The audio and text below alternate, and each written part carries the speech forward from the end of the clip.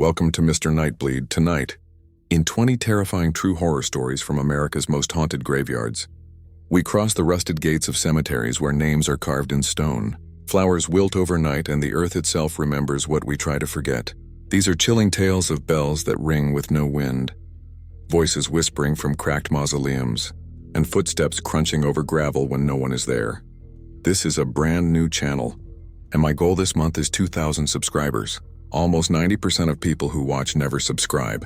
They just fade back into the dark. Don't be one of them. Before we begin, tell me in the comments, where are you watching from and what time is it for you right now? And if there's a cemetery in your town that gives you chills, type its name, because once you step past the gates of America's most haunted graveyards, some things follow you home, kill the lights, mute the world. Let's begin.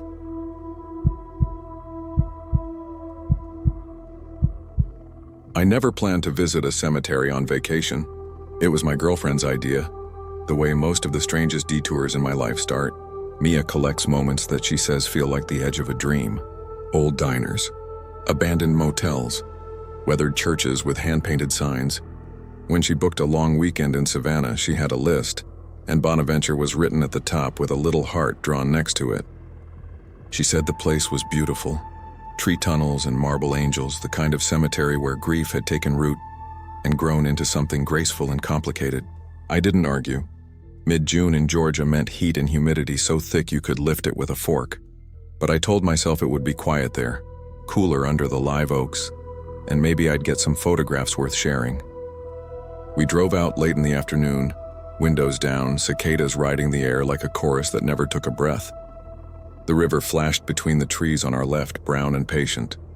At the gate, a sign reminded us of the hours. It would close at sunset. We had time. I parked near a crushed shell path and followed Mia past the office and into a world that smelled like cut grass, damp stone, and the sweet rot of summer. Spanish moss hung in gray streamers from the branches, shifting in a slow breath even when the air was still. The graves felt like small rooms open to the sky. There was beauty in it like she promised, but something else too. A heaviness that collected in the shade.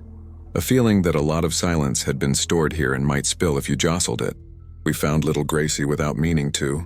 People had left coins on the base of her statue, lining the ledge in neat half-moons. The marble was the color of cream turned toward winter. Someone had tucked a ribbon behind her shoulder. The girl had a dress that fell in folds around her knees, one hand resting like she'd been taught to sit still for a photograph, the other caught in mid-gesture. The face was what hit me. It wasn't the flat kind of pretty statues sometimes have. It felt specific. It felt like a child you could have met. I heard Mia stop beside me and let out a breath that sounded like a word without letters. I took my camera out of my bag and lifted it, but the viewfinder framed her too perfectly and I lowered it again. Taking a picture felt wrong. A man in a sun-faded cap stood a few yards away, hands in his pockets. A groundskeeper, I thought at first, but his shirt had the logo of a bait shop. He nodded toward us. "She looks different depending on the light," he said. His voice had the sandpaper edge of someone who had smoked too long and laughed a lot anyway. "Morning, she's a little girl. Evening, she's something else." I asked him what he meant. He shrugged like it was the weather. "Depends on who's looking. People say they see her cry when it's been too dry. Might just be condensation from the river air and the heat. I don't pretend to know." He scratched his jaw and tipped his chin at my camera. "If you do take a picture, check it later. The ones that come out wrong are the ones folks remember." Then he walked off between the stones, not like he was leaving, more like he was swallowed by the place. I didn't take a picture. We stayed until the light softened into the kind of gold that makes everything feel like a memory while you're still in it. A golf cart rolled along the path and a woman in a collared shirt called out that they would be closing soon. Mia tugged my hand and we took one last look. I don't know if it was a trick of the falling light or a story my brain wanted to tell, but for a second the marble around the eyes looked wet. Not dripping, not dramatic, just a sheen like dew. The heat wrapped us all the way back to the car. On the drive to our rental, Mia was quiet. She finally said she wanted to go back at sunrise. "The cemetery opens early," she said. "The light will be different then." She said it the same way you say you want to look again at a face you can't place. I told her sure. We'd get coffee, beat the heat. In the middle of the night, a thunderstorm barged over the city, slamming the windows with rain that sounded like thrown pebbles. then moved on and left the streets shining and the air cooler. I woke to the smell of wet asphalt and the low hum of the ceiling fan. When I checked my phone, it was a little after 5. Mia was already up, hair in a knot, keys in her hand. She grinned at me like a kid about to sneak into a swimming pool before the lifeguard showed up. We reached Bonaventure as the sky was still deciding whether to be blue or gray. The gate was open. The sign flipped to welcome the early ones, joggers and dog walkers, and the people who talked to their dead like they never stopped coming to visit. We walked with paper cups of coffee that steamed in the cool air. The sound of the river seemed louder at that hour, like it had fewer other sounds to compete with. We passed an older woman sitting on a bench with her palm pressed to a stone, lips moving. We passed a pair of brothers arguing softly about whether or not to weed around a plot that looked like it hadn't had a visitor in years. I felt like we were in a library where you were allowed to speak as long as you kept your voice kind. Little Gracie was alone. The coins had shifted a little, as if hands had touched them in the night. A damp ring marked the base, and I told myself rain had blown under the trees and pooled in a shape that meant nothing. Mia crouched and inspected the plinth. "There," she said, pointing at a faint streak. I squinted. If you looked for it, you could see a thin track down the curve of the cheek. It might have been a trick the way marble sometimes catches the light differently, where it has been handled more, but it ran clean through a dusting of pollen. The streak had gathered a tiny ridge of yellow at the edge. I put the back of my finger to it, thinking I'd feel nothing. It felt damp. Not wet like a drop of water. Not sticky like the air can be, but damp, like you had pressed your finger to a stone wall in a basement that never completely dries. I pulled my hand back and wiped it on my shorts and said nothing. 2 men with a tripod and a boom mic came up the path and set their gear with the careful clatter of people who do this often. One of them nodded at us and asked if we had gotten anything interesting that morning. I said we weren't filming. He laughed and said we should be, then told his friend to roll. He spoke to the camera.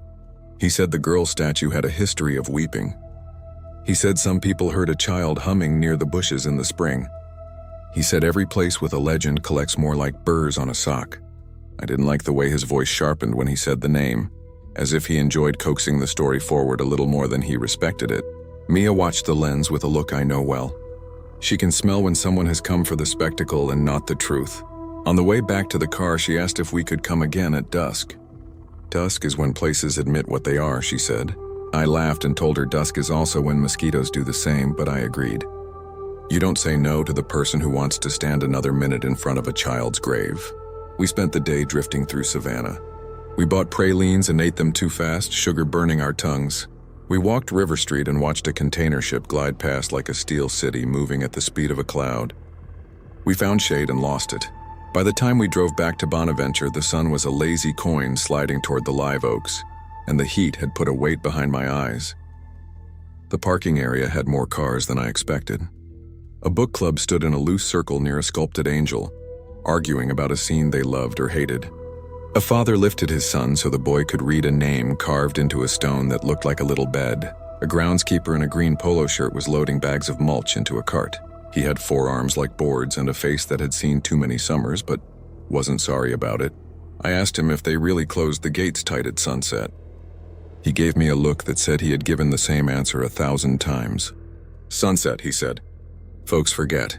They think the dead want company after dark. The dead want what they're given in daylight. After that, it's for the living to leave alone. His name tag said Gerald. He was about to step onto the cart when he paused and added, If you are still in here when the chains go on, find the main path and walk straight. Do not take the side trails. People get turned around when it's half light. The trees confuse the sky, and don't be touching what isn't yours, especially not the offerings.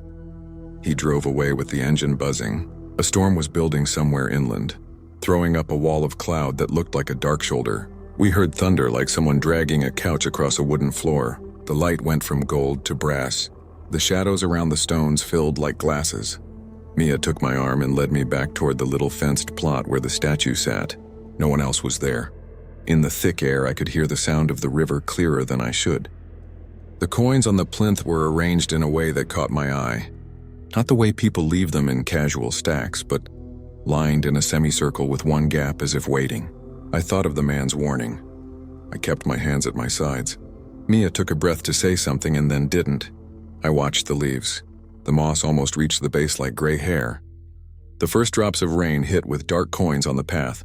It was the kind of rain that starts with statements 1 and 2, far apart while the sky decides. I checked the time and felt a small jolt.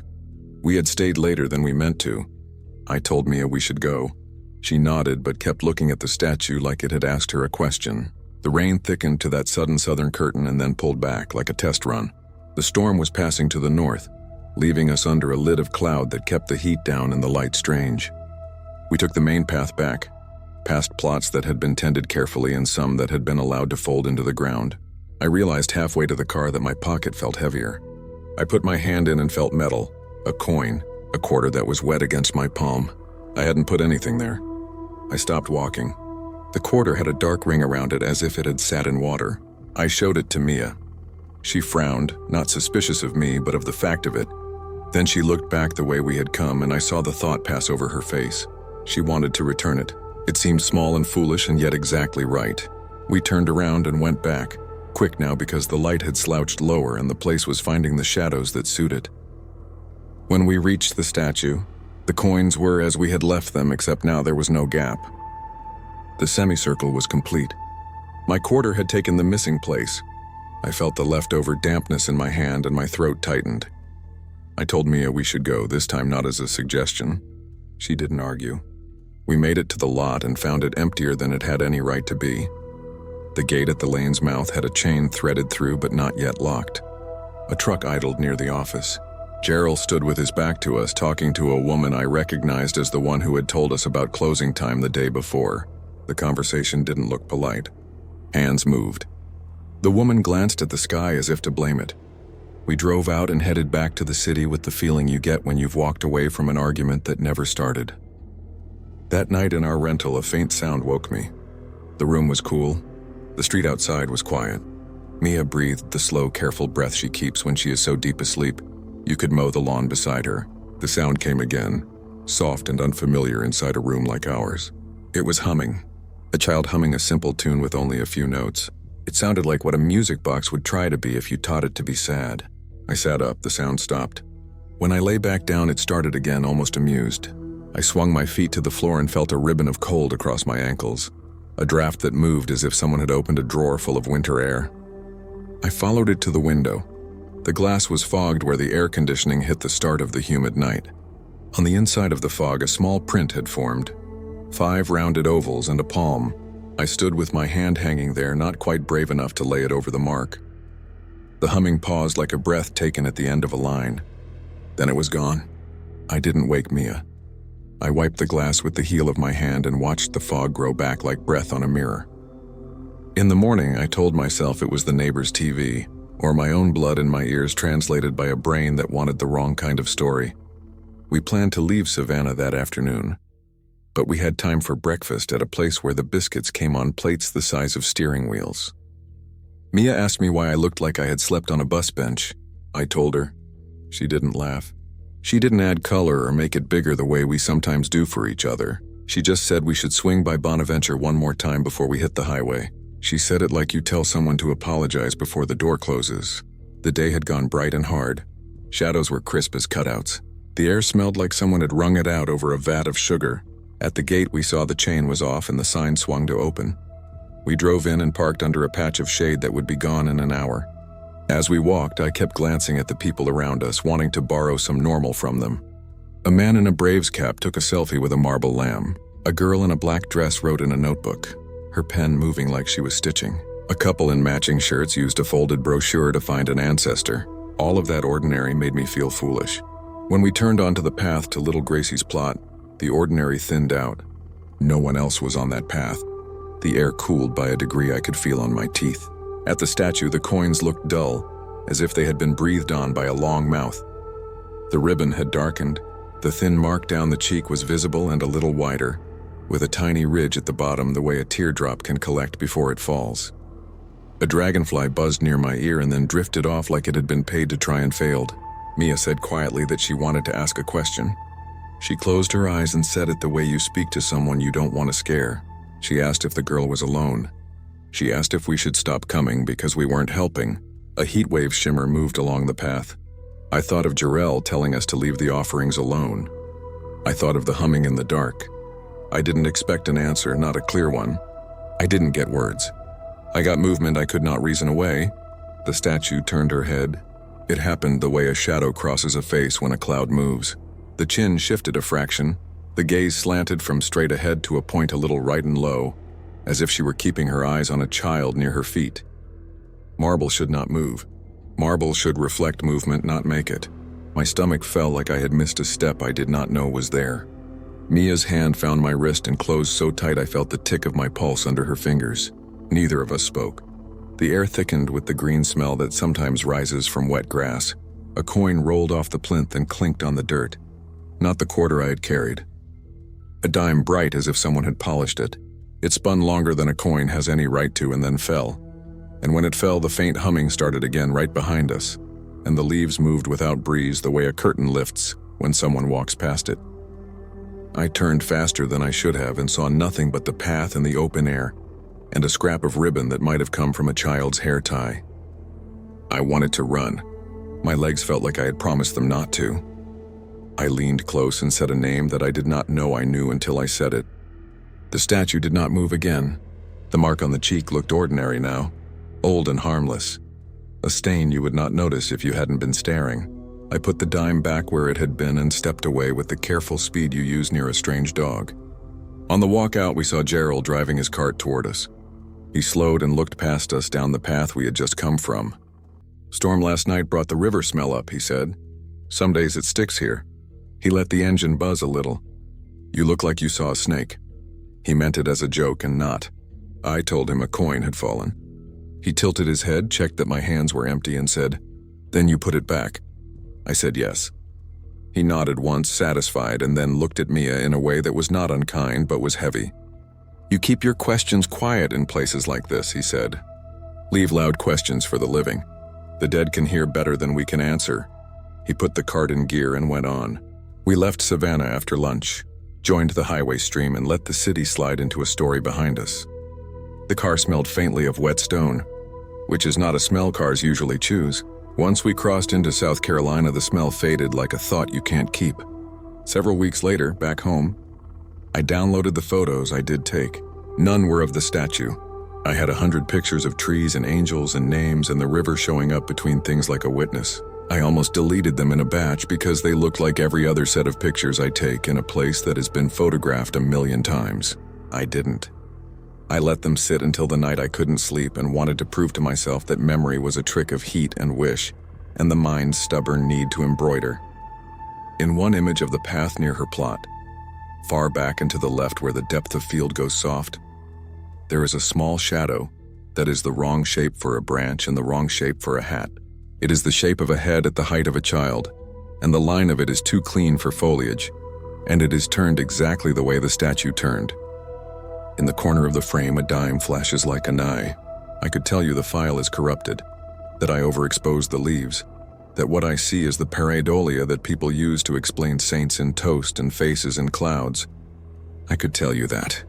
I could tell you about the humming I sometimes hear now in the hallway when I get up for water, how it fades when I step under the attic hatch and comes back when I move away.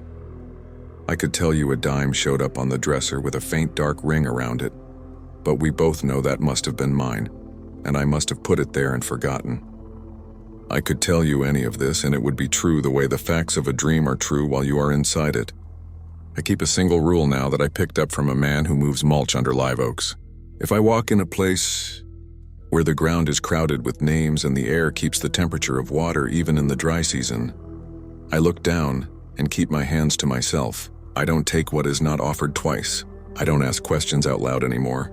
And when I hear humming where there shouldn't be any, I do one other small thing that you can call a habit or a superstition or an apology. I make sure there is always a coin in the house that belongs to no one. I leave it somewhere a child could reach if she were visiting. I find it moved sometimes a few inches to the right, a few to the left, as if someone is teaching me patience. On good nights I sleep. On the other nights I remember the way a marble head turned without cracking, and the sound a coin makes when it decides to fall. If you go in the daylight with someone who carries kindness in their pockets. Go when the river is low and the air is honest. And when you feel the light shift like a cloud is moving when there is no cloud, say nothing. Step back, let the silence have its room. The dead are not hungry for our wonder. They already have names. They already have all the time they need. I never planned on telling this story. It sounds like one of those late-night exaggerations people post to get attention, and if I was hearing it instead of living it, I'd call it a stitched-together urban legend and move on. But I need to say it out loud, partly to put it somewhere outside my head, and partly because I don't want to be the only one who remembers. What happened the night we stayed too long in St. Louis Cemetery No. Bonaventure was in New Orleans with my cousin Lena and her boyfriend, Matt. We'd saved for the trip all spring, splitting an Airbnb above a bodega on Burgundy Street. The first night we did the tourist loop, beignets, music bleeding out of every doorway on Frenchman, brass bands and people wearing feathered masks even though it was way past any festival. The next morning we did the cemetery tour, the legit daytime one you have to book through a licensed guide because St. Louis No. 1 is gated and only open with an escort now. Our guide was a woman named Rochelle with a sun-bleached hat and a voice that could cut through traffic. She told us about the above-ground tombs, the oven vaults, the way families used to reuse crypts because of the heat. She pointed out the St. Louis family tomb, the Italian Benevolent Society vault, and of course Marie Laveau's site, the one everybody comes for. You'll see triple X marks in the photos, but those are vandalism, Rochelle said, tapping the air with her pen. Don't add to it. Be respectful. If you want to leave an offering, leave something small and harmless. Coins, flowers, a little ribbon. Do not chalk on the stone. People had already left everything you can imagine. Beads, hair ties, lipstick, a tiny bottle of rum sealed with red wax, ticket stubs, even a pack of Newports with one cig missing. I remember the way the sunlight bounced off the white stucco and the smell of wet earth even though everything was above ground. The aisles were narrow and irregular, like a neighborhood that grew without a plan, and the wind made a low humming noise between the walls. Lena has this habit of asking questions that make guides like her. Do people ever hear voices? She asked, not trying to be cute about it. Rochelle gave her a look like she'd heard that one 1,000 times but didn't hate it. People hear a lot of things in a place like this, she said. It's a city of the dead. Folks bring their wishes and their grief and their bad decisions and leave them here. Sometimes the air hums with it. Sometimes it's just wind. Then she added, and sometimes late people report hearing Creole prayers near certain tombs. I tell them to come back during the day if they want to hear it again. We took our pictures and listened to the little stories Rochelle sprinkled in, the kind that make a place stick in your head. Then the tour ended and we rattled back out the gate behind a group from Seattle with matching hats. I thought that was it for cemeteries. The rest of the day was po' boys and a guy named Roosevelt, who sold us cold water out of a red cooler and then made us laugh for 20 minutes straight. It was a good day. That night, around dusk, Lena realized she was missing her grandmother's rosary. It's the one thing she wears under her shirt every single day. Little black beads, nothing fancy, but it was her Nana's, and that's the kind of thing that matters. She tore apart the Airbnb. Matt checked the Uber we took after lunch. Nothing. Then she looked at me with this expression I know too well. It might be back there. I didn't want to be the guy who says no to the person who lost their dead grandmother's rosary. We can try, I said. Matt made a face like he wanted me to say no for him, but he grabbed his keys. The cemetery closes early, around 3 in the afternoon, but the gate was still visible from the street, the black bars taller than any of us. By the time we walked over, the sky was slate blue and there was a line of cabs outside a jazz club a block away. The cemetery itself, behind the gate, looked like a chessboard left out in the rain. A security guy in a folding chair sat by the entrance with a paperback balanced on his belly. Lena did the talking. She explained about the rosary and pointed toward her chest and used her soft voice, the one that gets customer service to bend rules. The guy sighed and shook his head. We closed, baby, he said, not unkindly. Come back tomorrow with your tour. It's really important, she said. I think I dropped it near Marie Laveau's tomb. She said the name like it would help. He narrowed his eyes. And I think you ain't the first to tell me that. He went back to his book. We were backing away, already planning how to come back at dawn, when an older man appeared inside the gate on the path, walking toward us with a ring of keys that looked like a movie prop. He had a baseball cap with sweat stains around the brim and a shirt that said, "Staff" in peeling letters. He glanced at the security guy, who shrugged, then at us. 5 minutes, the man said, lifting a finger. You stick close to me. You don't touch nothing. You don't wander. I locked behind me. I swear to you, nobody tipped him. I think he did it because Lena was wringing her hands and he had a daughter somewhere once. He slid a key into the outer gate, and the metal gave a long, complaining groan that echoed against the tombs. The air inside felt instantly cooler, even though the heat of the day still clung to the sidewalks. It smelled like rain that hadn't fallen yet. We stepped in and he locked the gate behind us. That sound, the lock turning, clicked in my chest in a way I did not like. He started walking without a word. We followed. I don't know how to explain the difference between the cemetery by day and by almost night, except that during the day your brain understands shapes as things, and at night, they become ideas. The tombs weren't just boxes anymore. They were silhouettes with edges that leaned in. The paths didn't feel like aisles. They were corridors. Every time the man's keys knocked against his belt, they made a brittle music that covered the softer noises, the way your own breathing covers the sound of someone else's in a dark room. We'll just check the big tomb, he said finally, and I realized he meant Marie Laveau's. People drop things when they stand there with their hands too full of everything they brought. Lena kept saying thank you. Matt kept checking his phone even though service is weird in there. I kept my hands in my pockets so I wouldn't brush against anything. The staff guy. He never told us his name, and that will bother me until I die. Cut through 2 narrower lanes and led us into the little square where the famous tomb sits. I know you've seen pictures of it.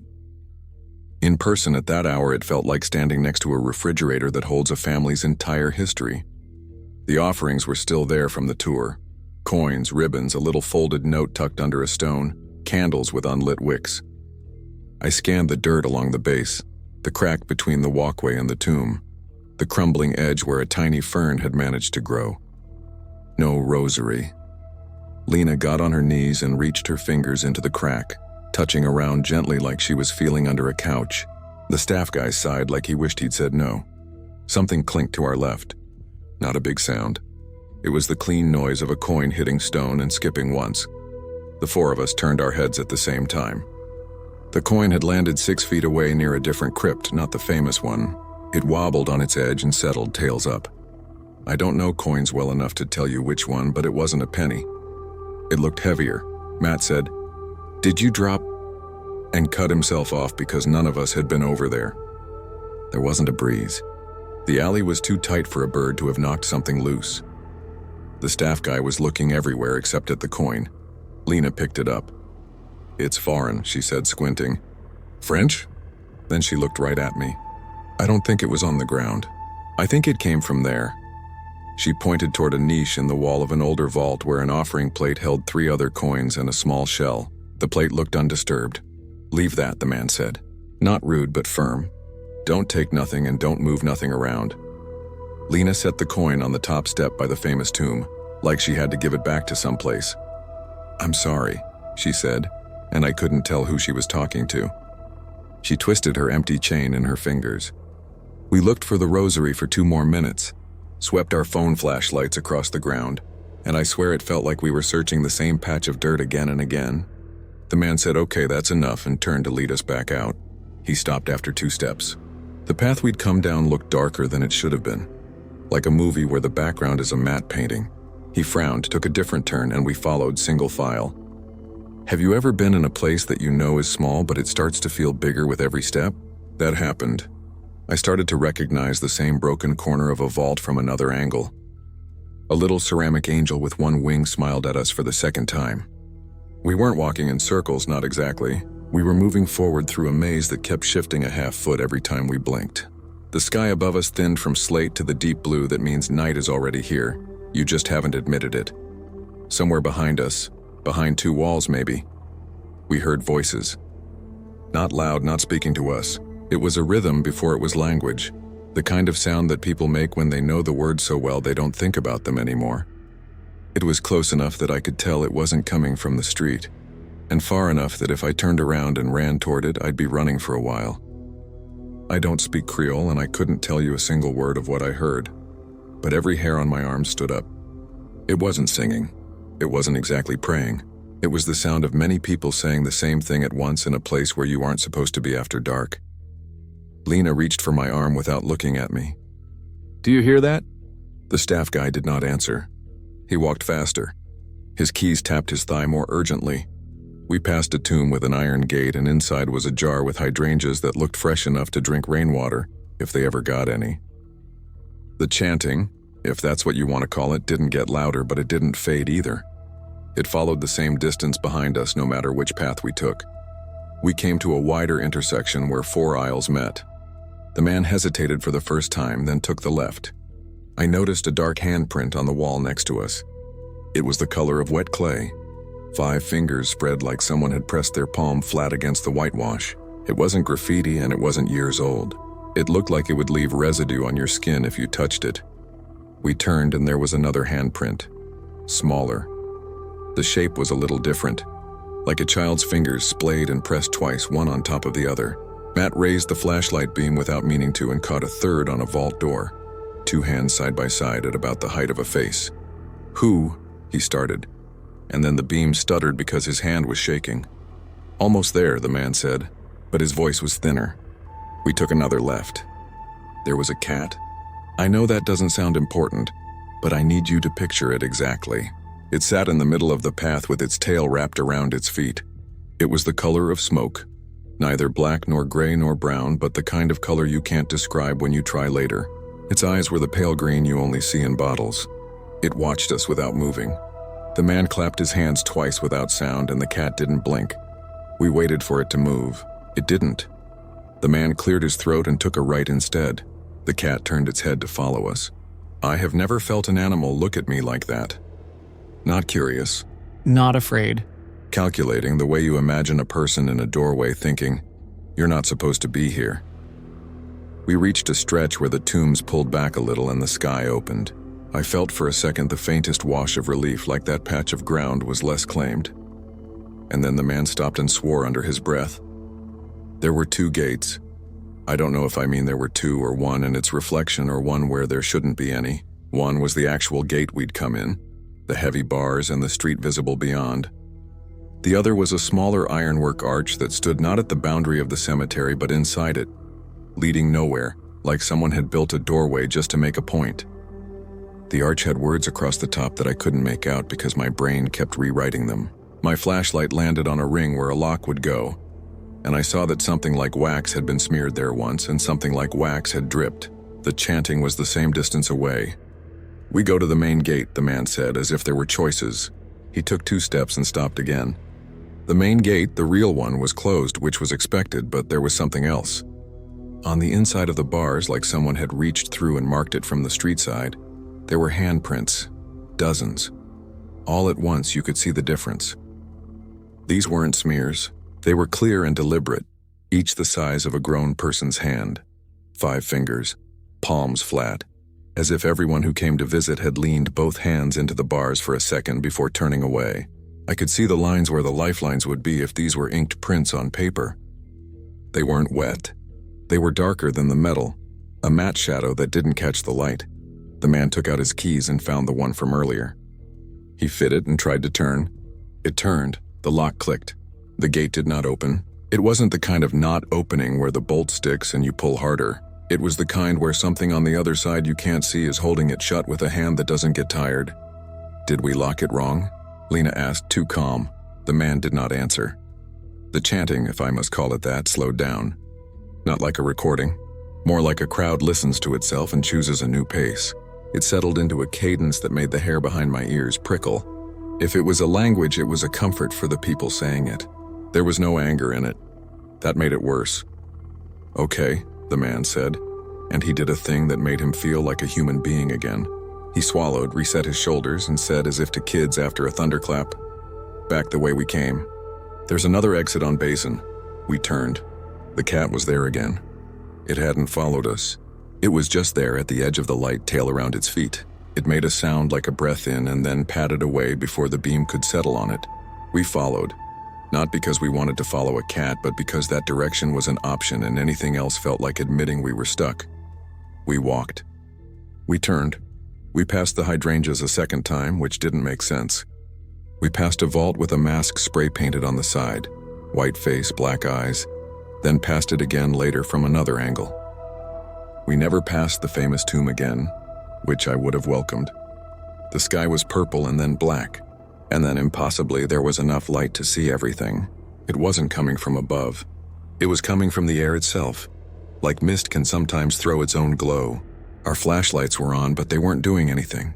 The light showed us straight lines, and the lines did not agree about where they led. And then the handprint started coming. Not from one tomb, not like in horror movies where there's a single wall and the hands push out like something's trapped and trying to get to you. This was the opposite. The prints appeared on the surfaces around us one after another, some overlapping, some small enough to be a kid's, some large and square. They did not bloom or bleed. They were there, the way your reflection is there when you face glass. We didn't see a single one form. We looked at blank stone and then we looked again and there was a handprint, flat and dark, and then another to the left and another higher. They were at shoulder height and ankle height and way above anyone's head. Lena made a sound I've never heard from her before, like all the air left her body at once. Matt started to say my name and then he didn't, and then he said, "She's not okay." And I turned and saw Lena lean into the wall with both hands like she was asking it for help. Her fingers slid down, leaving nothing behind, and then she went limp, folded, and I was too slow to catch her head. It didn't hit hard, I swear. I was already holding her shoulder. But for a second her eyes rolled white, and I felt that animal panic you only get in hospitals and underwater. The chanting stopped. The silence had weight. It was like the air said, "Now you." I looked at the man because he was the one who had keys and wore the shirt that said staff like it mattered anywhere besides the gate. He wasn't looking at me. He had stepped one pace ahead and tilted his head like he was listening to instructions, like he recognized a voice he hadn't heard in years and it was loud enough to drown us out. "Okay," he said to no one I could see. "Okay." He turned back and crouched next to Lena. "Ma'am," he said, and his voice was gentle in a way that made me want to cry. "You ever leave anything for her before?" "My rosary," Lena said, coming back like she'd fallen under 2 feet of water and someone had pulled her up. She sat up and blinked. "I'm sorry. Everything went cold." "You took it off?" he asked. "No," she said. "It fell off, somewhere." The man nodded like that was an answer he recognized from other nights.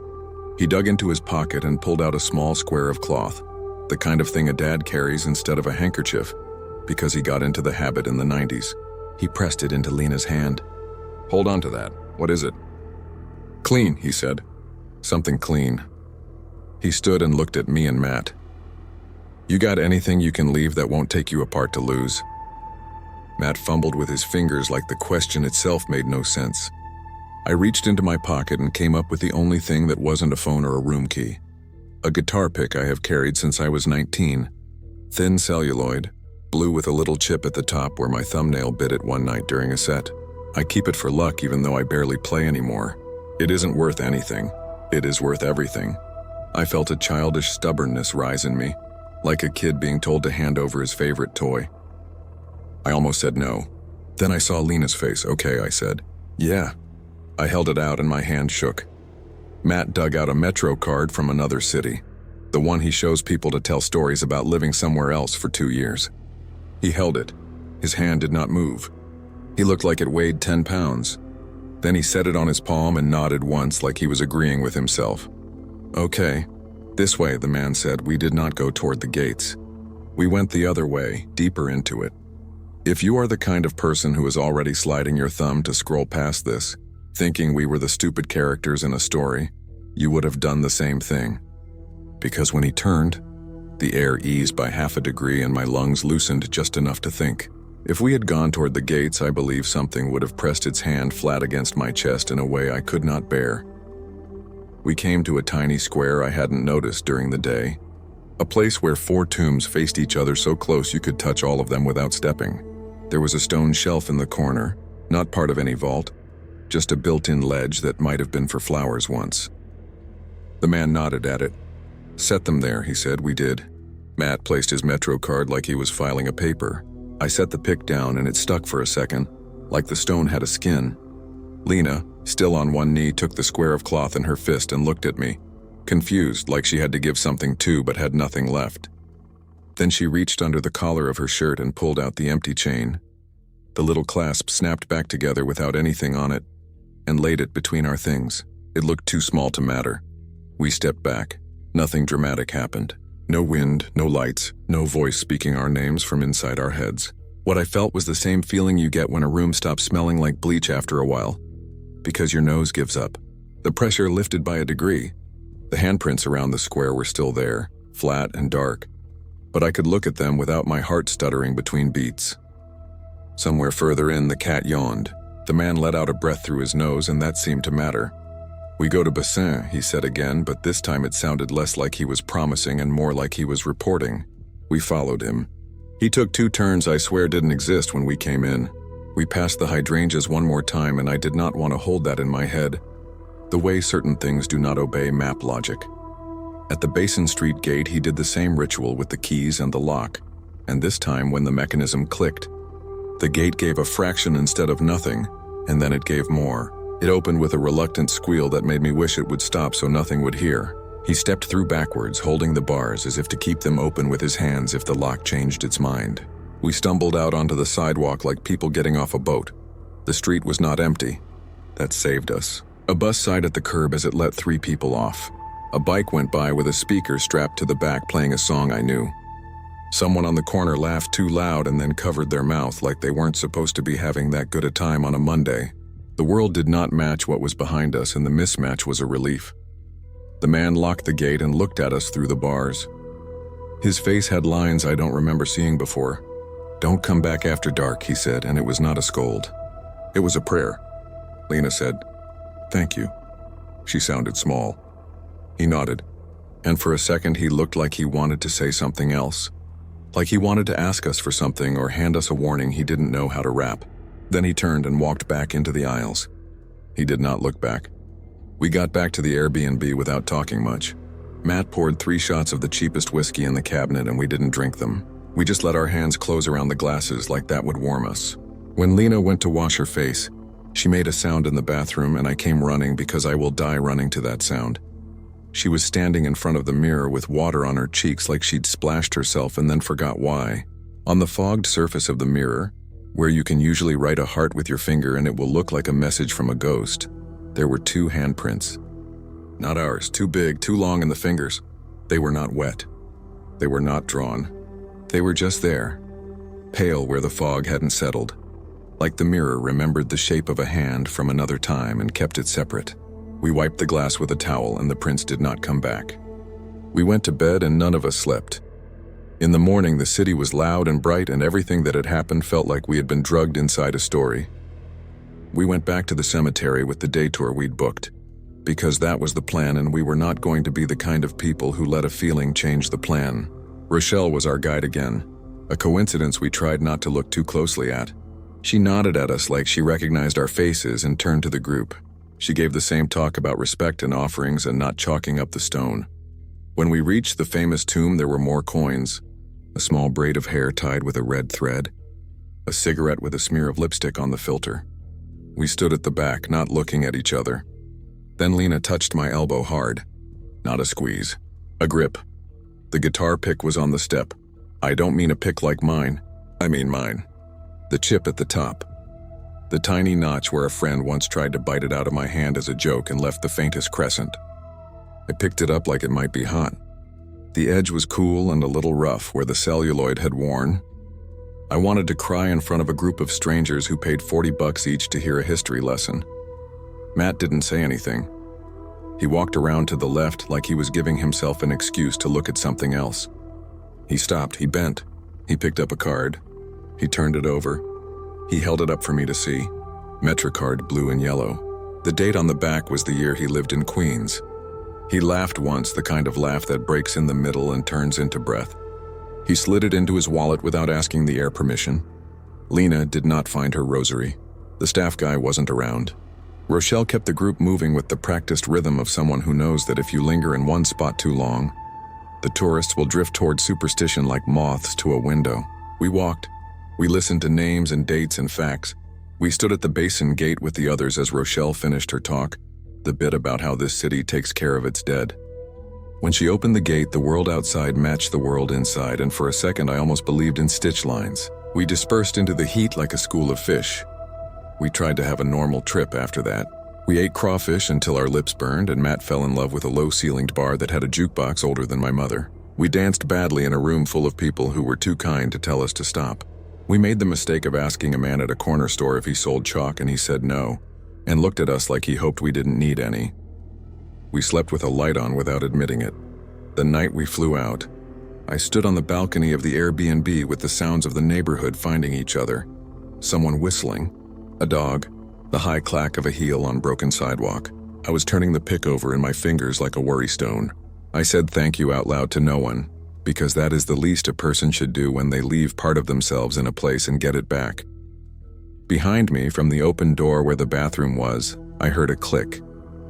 Like a chain clasp closing, I didn't go check. I am not the person in a horror movie who walks toward the sound he knows will become a story. I stood outside until someone down the block called someone else Cher, soft and affectionate, and the air felt like it belonged to us again. When we got home, Lena called her mom. She confessed about the cemetery. She asked about the Rosary. Her mom said she'd look. The next day, she sent a picture. The Rosary was on the dresser in Lena's childhood bedroom, where she puts on jewelry when she visits. It was coiled the way a snake coils itself to sleep, not tangled, not dropped. The clasp was closed. There was dust on the beads like it had been there for a while. That made no sense. Lena had worn it in New Orleans. I had seen it. She doesn't wear it now. She keeps it in a box with a small round of white cloth folded on top of it, a square that looks like a handkerchief but isn't. I asked where she got the cloth, and she said she didn't want to talk about it, and I understood that the conversation was over. Sometimes, if we're sitting quietly and the TV is on and someone on the screen says New Orleans, she reaches up without noticing and touches her throat, making sure the chain is not there. There is one more thing. I don't know what to do with it, so I'll put it here. A week after we got home, I had to change a tire on my car. It was hot, that kind of parking lot heat that makes everything smell like rubber, and I was already mad. I jacked the car up and was crouched and sweating and thinking mean thoughts about the universe. And then I heard it. Someone humming under their breath, the way my grandmother used to hum when she cooked. I looked up. There was no one there. The sound wasn't music. It was a pattern, a comfort, and it filled the air the way the chanting had filled those narrow aisles, except it didn't make me want to run. It made me hold still. It was 3 beats and then a pause and then 3 beats again, like people tapping on a table in agreement. I finished the tire. I got in the car. I closed the door. The humming stopped. On the passenger seat was a coin I had not put there. It was heavy and dull, and I could not read it. I held it between my fingers and felt something like gratitude and something like warning sharing the same chair. That coin lives on my dresser now. I do not carry it around. I do not put it with the pick. I do not test it. I do not ask it questions like the idiots in those stories you hear, where they go back to the haunted place with better cameras. At night sometimes, if the house is too quiet and the air feels thick, I catch myself listening for the sound of many people saying the same thing at once. Words that were never mine to understand. I don't hear it. Instead, the room adjusts itself around me like a city settling after a heavy rain, and I sleep. If you go to St. Louis #1, go with the sun on your shoulders and a guide who knows how to walk you out. Don't take what's not yours, and don't add your name to a wall in a place where names matter. If you find yourself inside after someone has locked the gate, remember that there are rules there that don't have signs to read. If something is asked of you, give the smallest honest thing you can bear to lose. It might be the exact size of what's owed. And if you hear people speaking softly behind the walls and it sounds like comfort, understand that not all comfort is for you. Some of it is meant to keep other people where they are. Some of it is meant to let them know you'll leave the way you came. We did, mostly. The rest I'm still figuring out. I keep the pick in my pocket like I used to. It's chipped and smooth and ordinary. When I'm nervous, I rub my thumb over the edge. One night, months later, at a bar where a friend dragged me to hear a guy in a Saints cap play blues, I realized the pick felt warm, warmer than my hand could make it.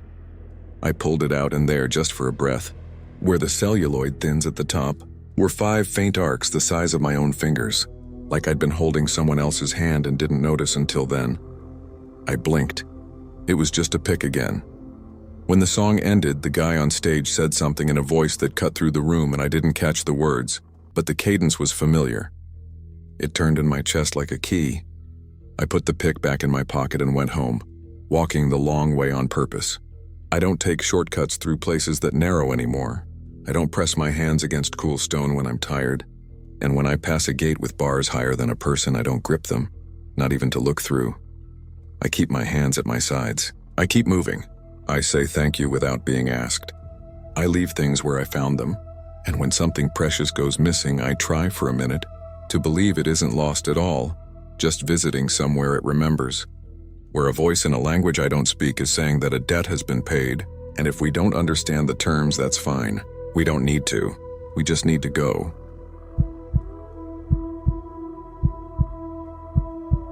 I still drive Archer Avenue some nights because the money's good and I'm stubborn, but I don't pick up anyone there anymore. If you know the stretch I'm talking about, it runs past Resurrection Cemetery in Justice, Illinois, then threads toward the old bridge and the low-slung neighborhoods where the streetlights throw more shadow than light. I run produce from a cold warehouse in Joliet to a distributor by Midway, usually a quick turn, load, roll, unload, repeat.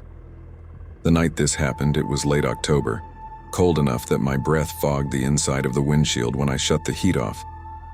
It had just rained, and that blacktop shine made every light smear like watery paint. I'm a trucker, nothing glamorous. 37, divorced, sober, and down to a short list of people who still answer my calls.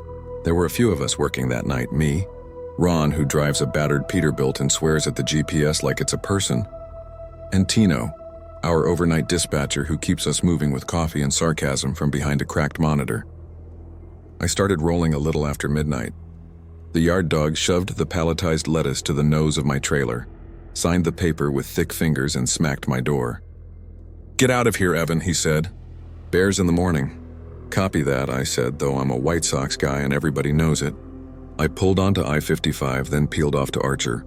A little fog hung over the Des Plaines River lowlands like the breath of the city. CB chatter was dead. My radio was playing quietly, some AM station where a woman with a warm voice took dedications from insomniacs. I tell you all this because nothing felt wrong, not at first. Ordinary nights are a blessing in this job. Quiet is a blessing. But I started noticing things on Archer that didn't fit. The first was the smell. Windows up, heat on, everything sealed, yet I caught this damp green smell like a basement after a flood. Not swampy like summer, but clean and cold like a river. It hit, faded, then hit again when I passed a storm-drained coughing mist. The second thing was the music.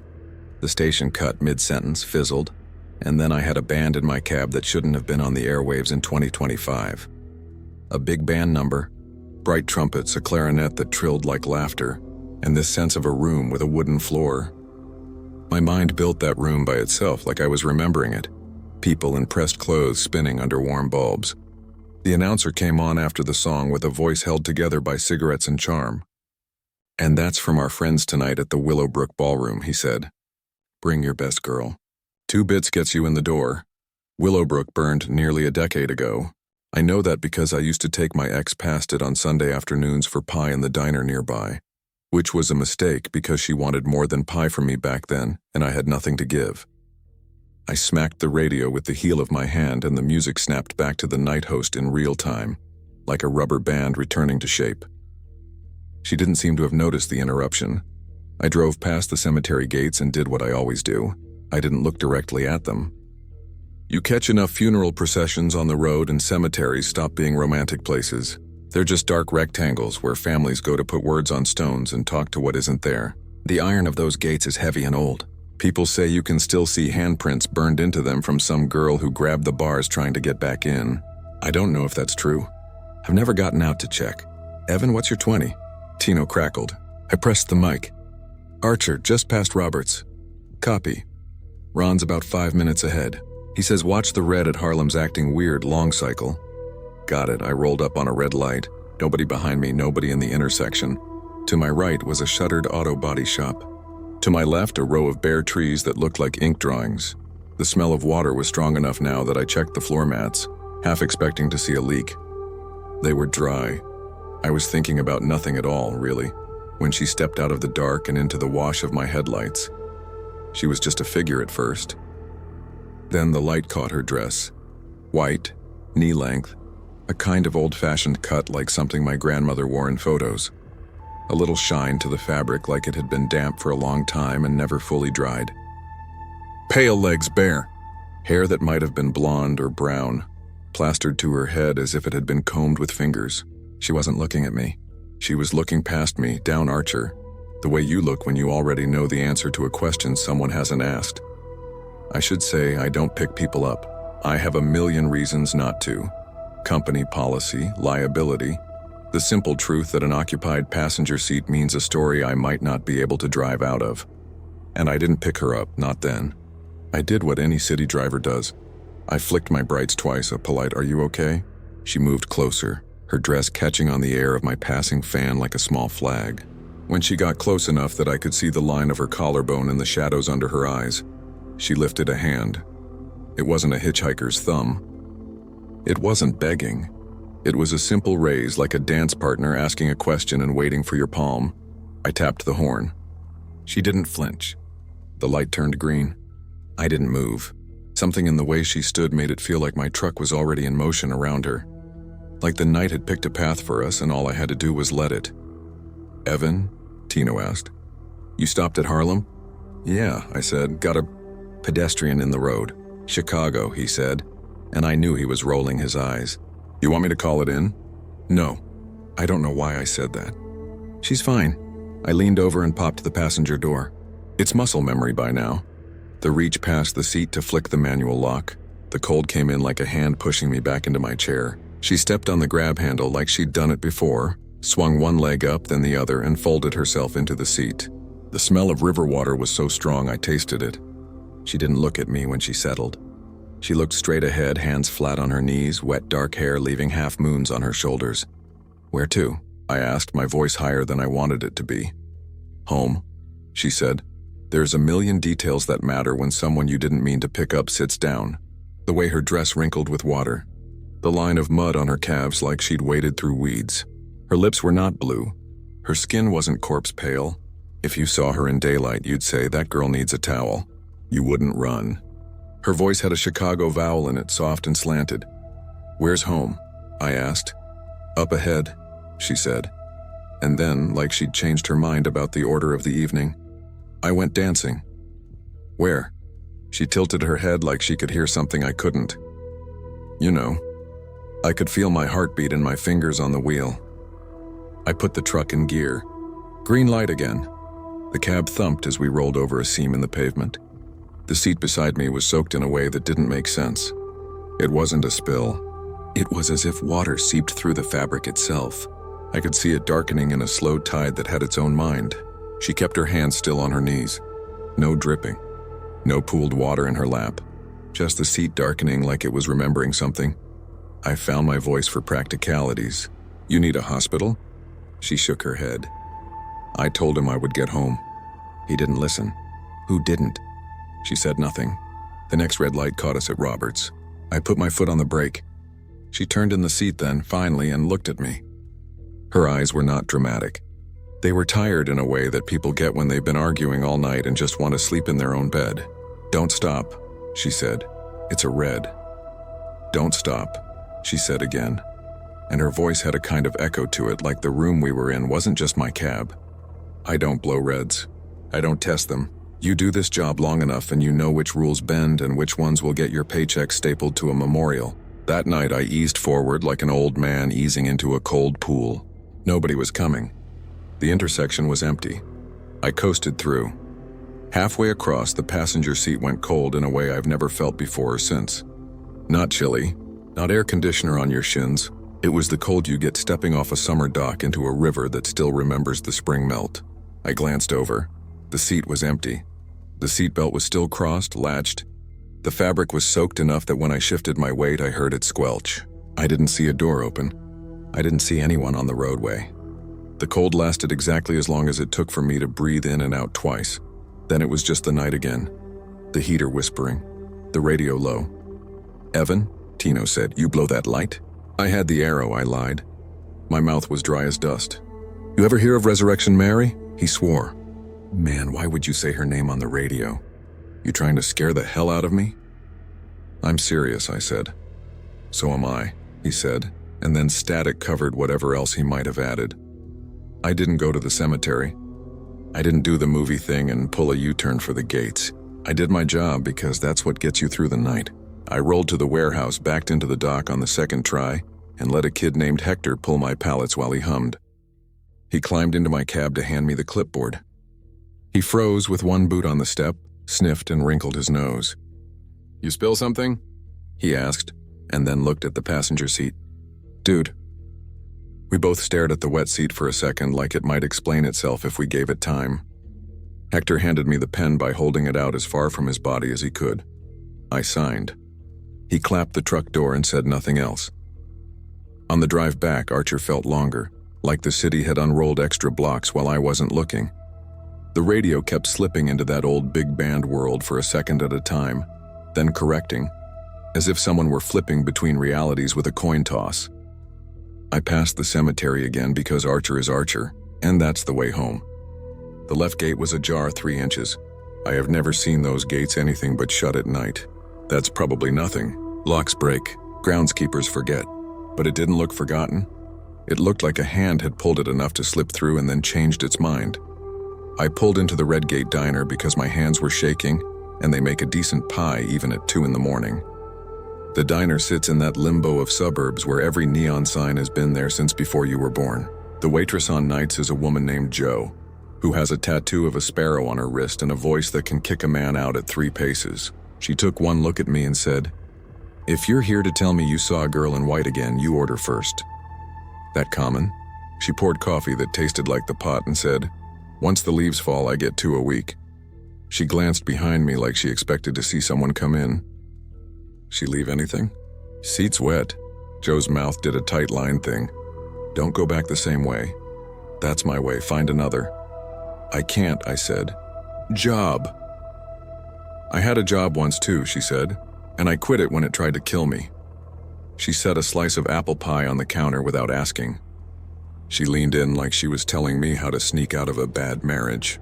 "When you hit the light by the cemetery, don't look at the mirrors. If she talks again, you don't answer. And if you hear music, you keep moving until you can't hear it anymore." "I didn't tell you about the music, you didn't have to," she said.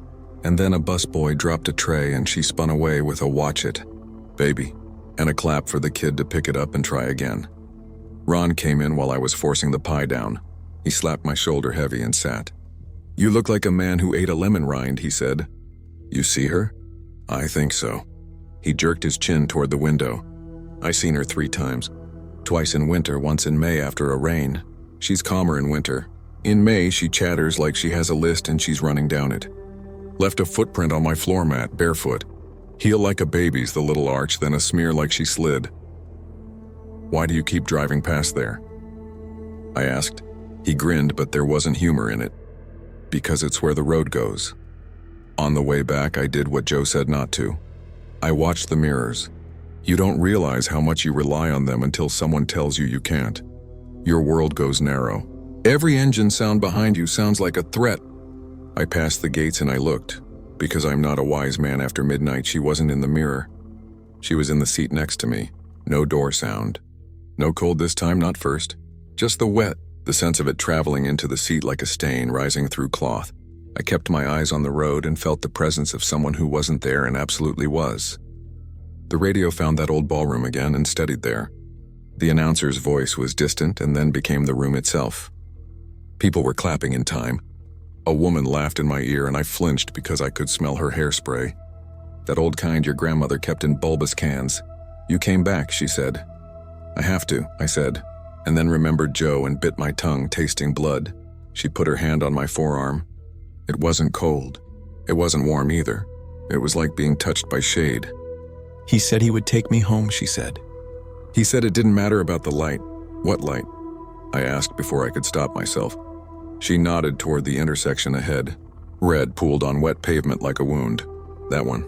I eased off the gas. The music swelled, then blurred. Then was a single violin scraping a note so high my teeth ached. Something banged in the back of my trailer like a pallet had shifted. Though I knew every strap was set, the smell of water doubled, trebled until it felt like my lungs were filling with river air. "Don't stop," she said, and now her hand tightened. It was strong. "Don't stop, don't stop, don't!" The light turned green. Not yellow, not a blink, just a clean green like someone had thrown a switch. I didn't trust it. I crept into the intersection like I expected a freight train. A car shot across from my right. A compact Honda doing 45, its driver's face lit ghostly by their phone. Their eyes nowhere near the road. If I'd gone on the red like she wanted, I would have met that driver nose to nose. If I'd slammed the brakes on the sudden green, the Honda would have taken my door off.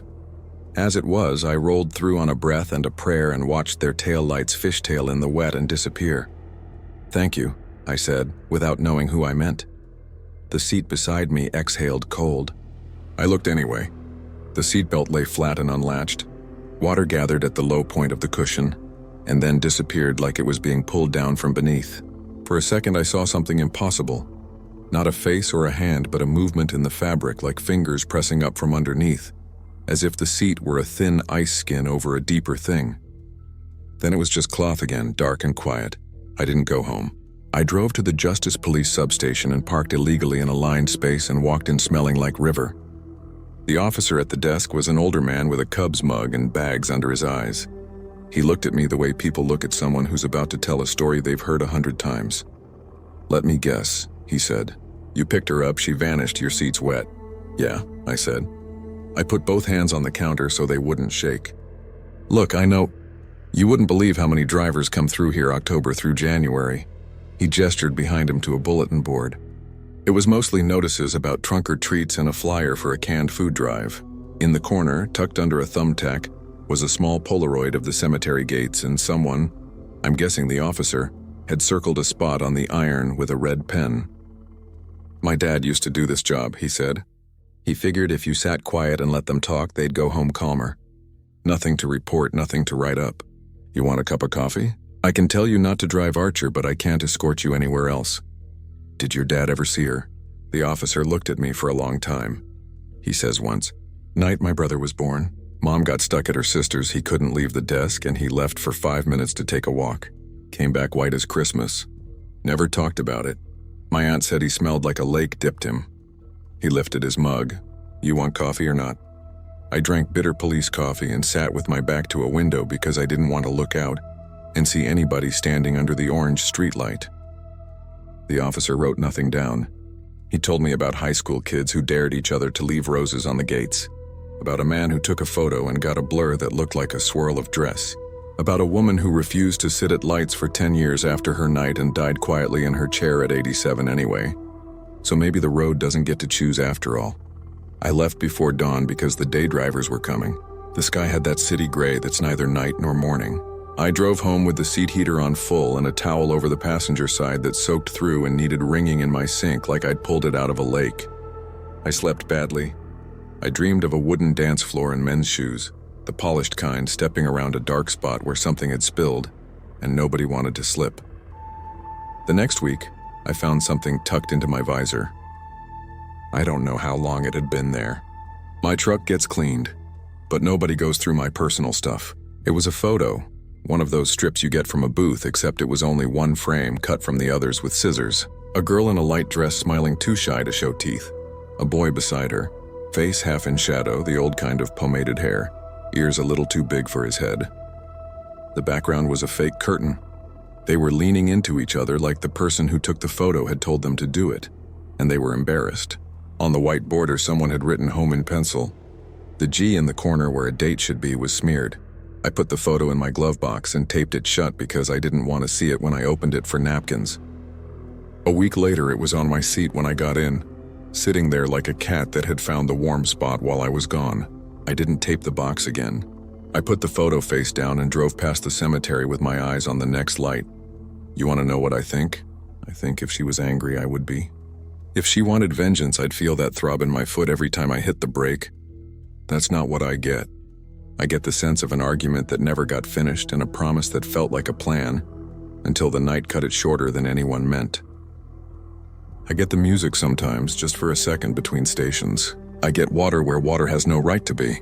I get a hand that isn't cold, pressed to my arm when I'm too stubborn about a red light. And sometimes, when Archer is empty and Chicago is pretending to be a small town and the sky is low and heavy like a hand on your head, I get the feeling there's someone sitting beside me who thinks I am someone else, and I am trying very hard not to break her heart again.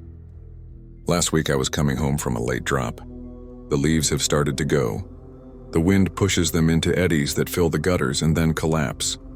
I rolled past the gates with the radio low and no chatter on the CB. The red at Harlem was long, and I had time to look at my face reflected faintly in the side window.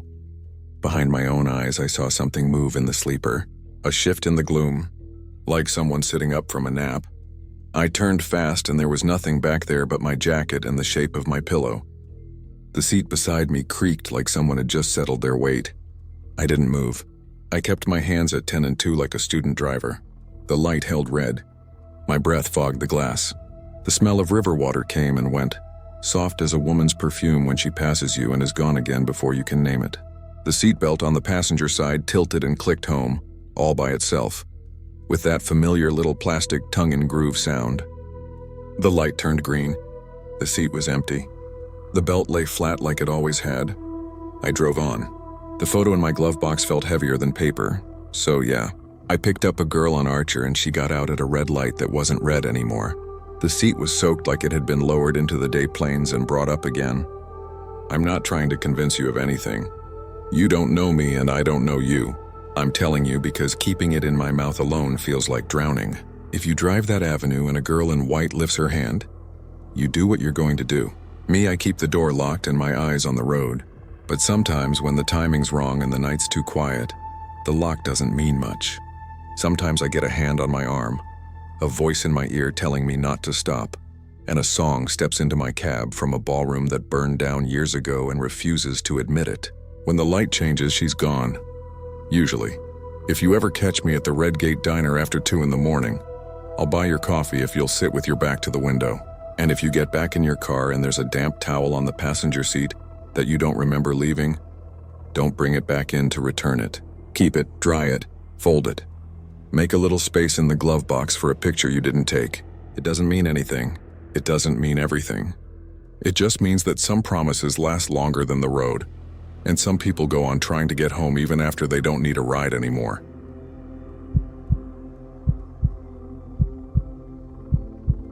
I took the graveyard shift at Hollywood Forever because it sounded cleaner than the other options.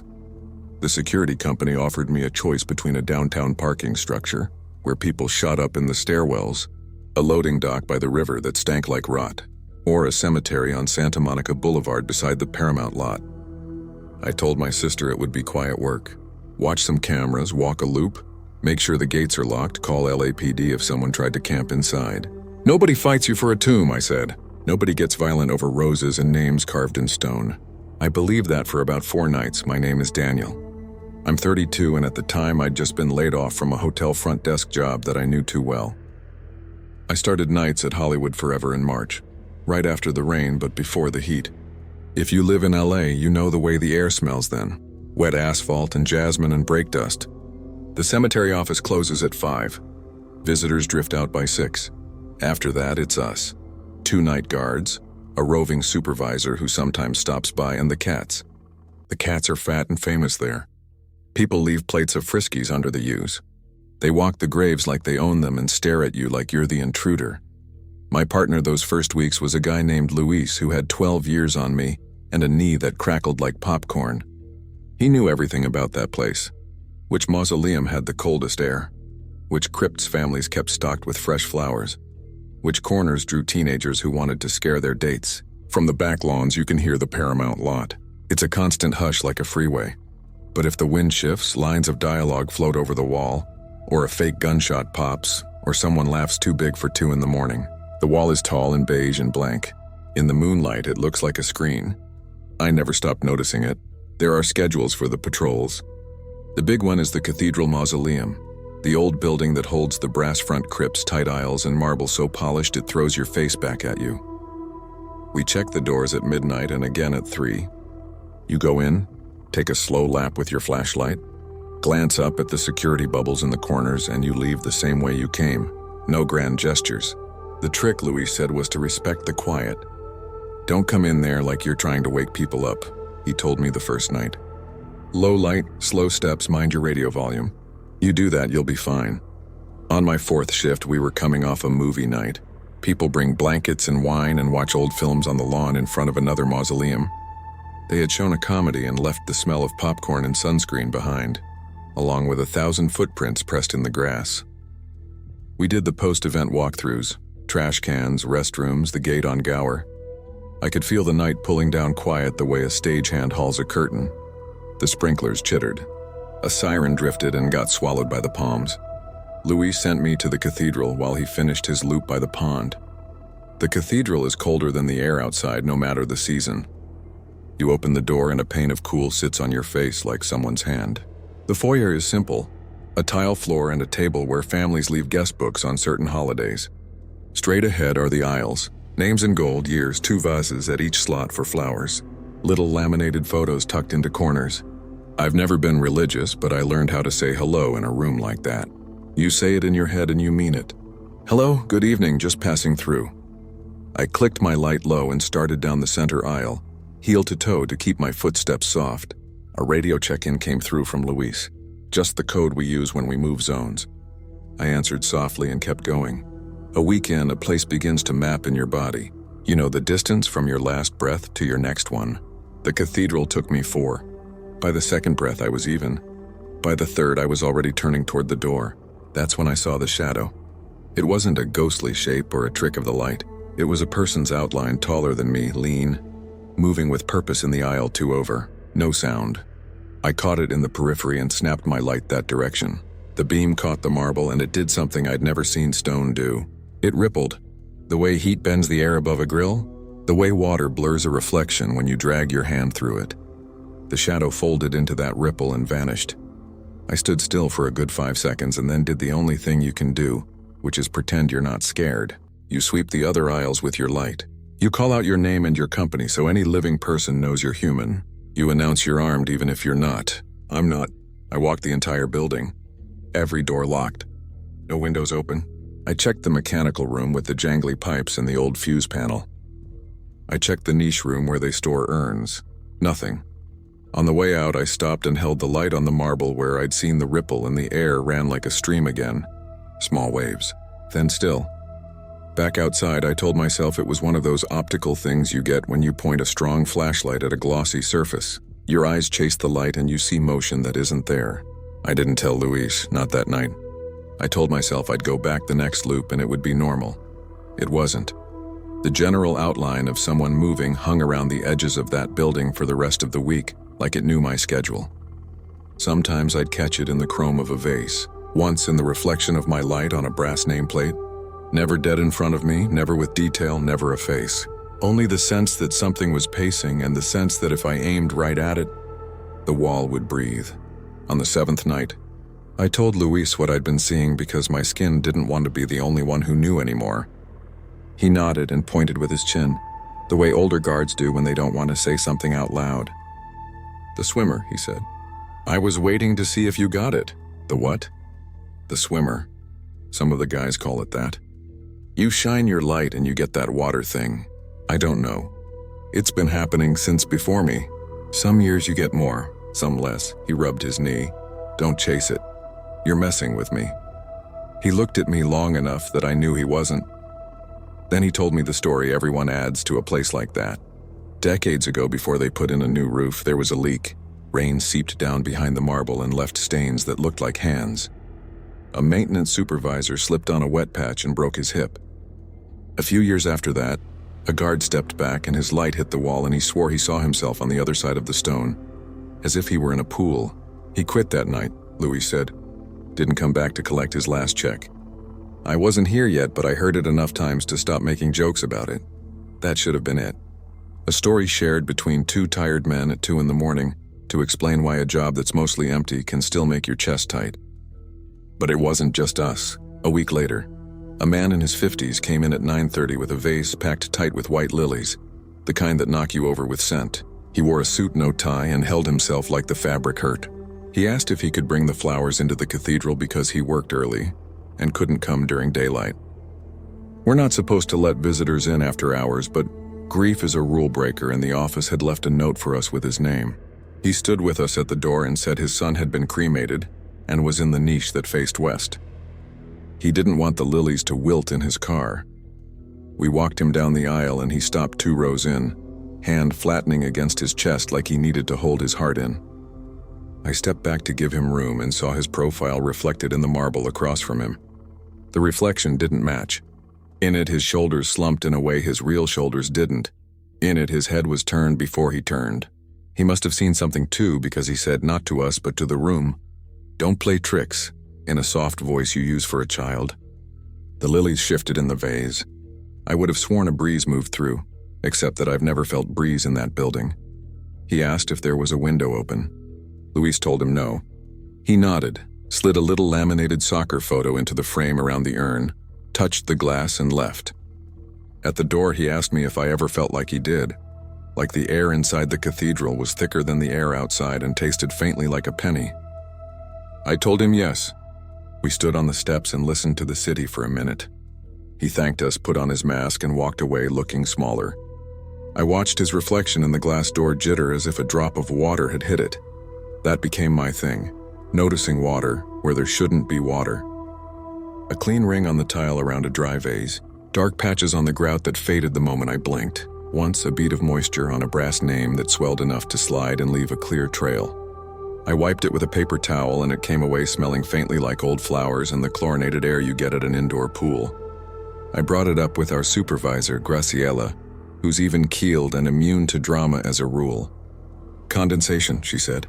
"You ever leave a cold drink on a table?" I wanted to tell her that I don't drink cold soda in a marble tomb, but I kept it to myself and signed her clipboard. Then the camera started acting up. The system there is old. The footage has that slight fisheye bend and the timecode lags, but it works. We have a monitor in the tiny security office off the main gate. You can watch the lawn, the gate on Gower, the office lobby, and the foyers of the mausoleums. You can't see down the aisles. I found that comforting until I didn't. On a Sunday at 2:16 a.m., the cathedral foyer camera showed a dark, humanish shape past the glass doors and stopped dead center in the field of view. It didn't look toward the camera. It paced back and forth the way someone does when they're on the phone. It moved with that same contained purpose I'd seen out of the corner of my eye, the kind of motion you feel in your gut before you name it. I called Luis without taking my eyes off the monitor. He hustled in, stood behind me, and watched the thing pace 3 more lengths. "Turn the foyer lights up," he said, and I did. As soon as the fluorescence flicked and the glass brightened, the shape stepped up to the door and the black square where the door edge meets the wall shimmered, like heat over a hood. The shape pressed into it and thinned and was gone. I know how this sounds. I know every simple explanation. I tried them all on myself. Someone outside the building with a flashlight, a moth on the camera dome, a lag in the video feed, a reflection off the glass from our own monitor. The next morning I went to the foyer at 10 to look at the door. There was no black square. The seam between the door and the frame is gray metal and a strip of rubber. The glass is safety glass with a wire grid. Nothing special, except that at 2:16 a.m. the night before, the edge of the world had turned to water and something walked into it. When you start to personalize fear, it starts to personalize you back. That's my theory. I began to watch for the swimmer on purpose, and the swimmer obliged. There were rules to it which made it worse. It did not like the open air. It liked surfaces. Marble, glass, polished bronze, the glossy black plaques where dates are etched. It did not show up in the security bubbles or on the dull gray of the tile. It preferred to be adjacent to light rather than in it. If I shone low and to the side, I could catch its edge. If I shone straight at it, the wall flexed and the shape thinned like a stain. Luis told me not to chase it, and I tried. I really did. But I had the stupid brave streak you get when you're tired enough nights in a row. One loop, I walked the cathedral with my light turned completely off. I let the emergency exit signs outline the aisles. I let the faint spill from the foyer bleed in. The air tasted cold. The smell of lilies and chrysanthemum and damp stone laid a film on my tongue. Halfway down the third aisle, something brushed my sleeve without sound. Not catching, not tugging, just a reminder. I am next to you. I froze. Every hair on my arms lifted under my jacket. I took 2 slow breaths and lifted my hand with the flashlight but didn't turn it on.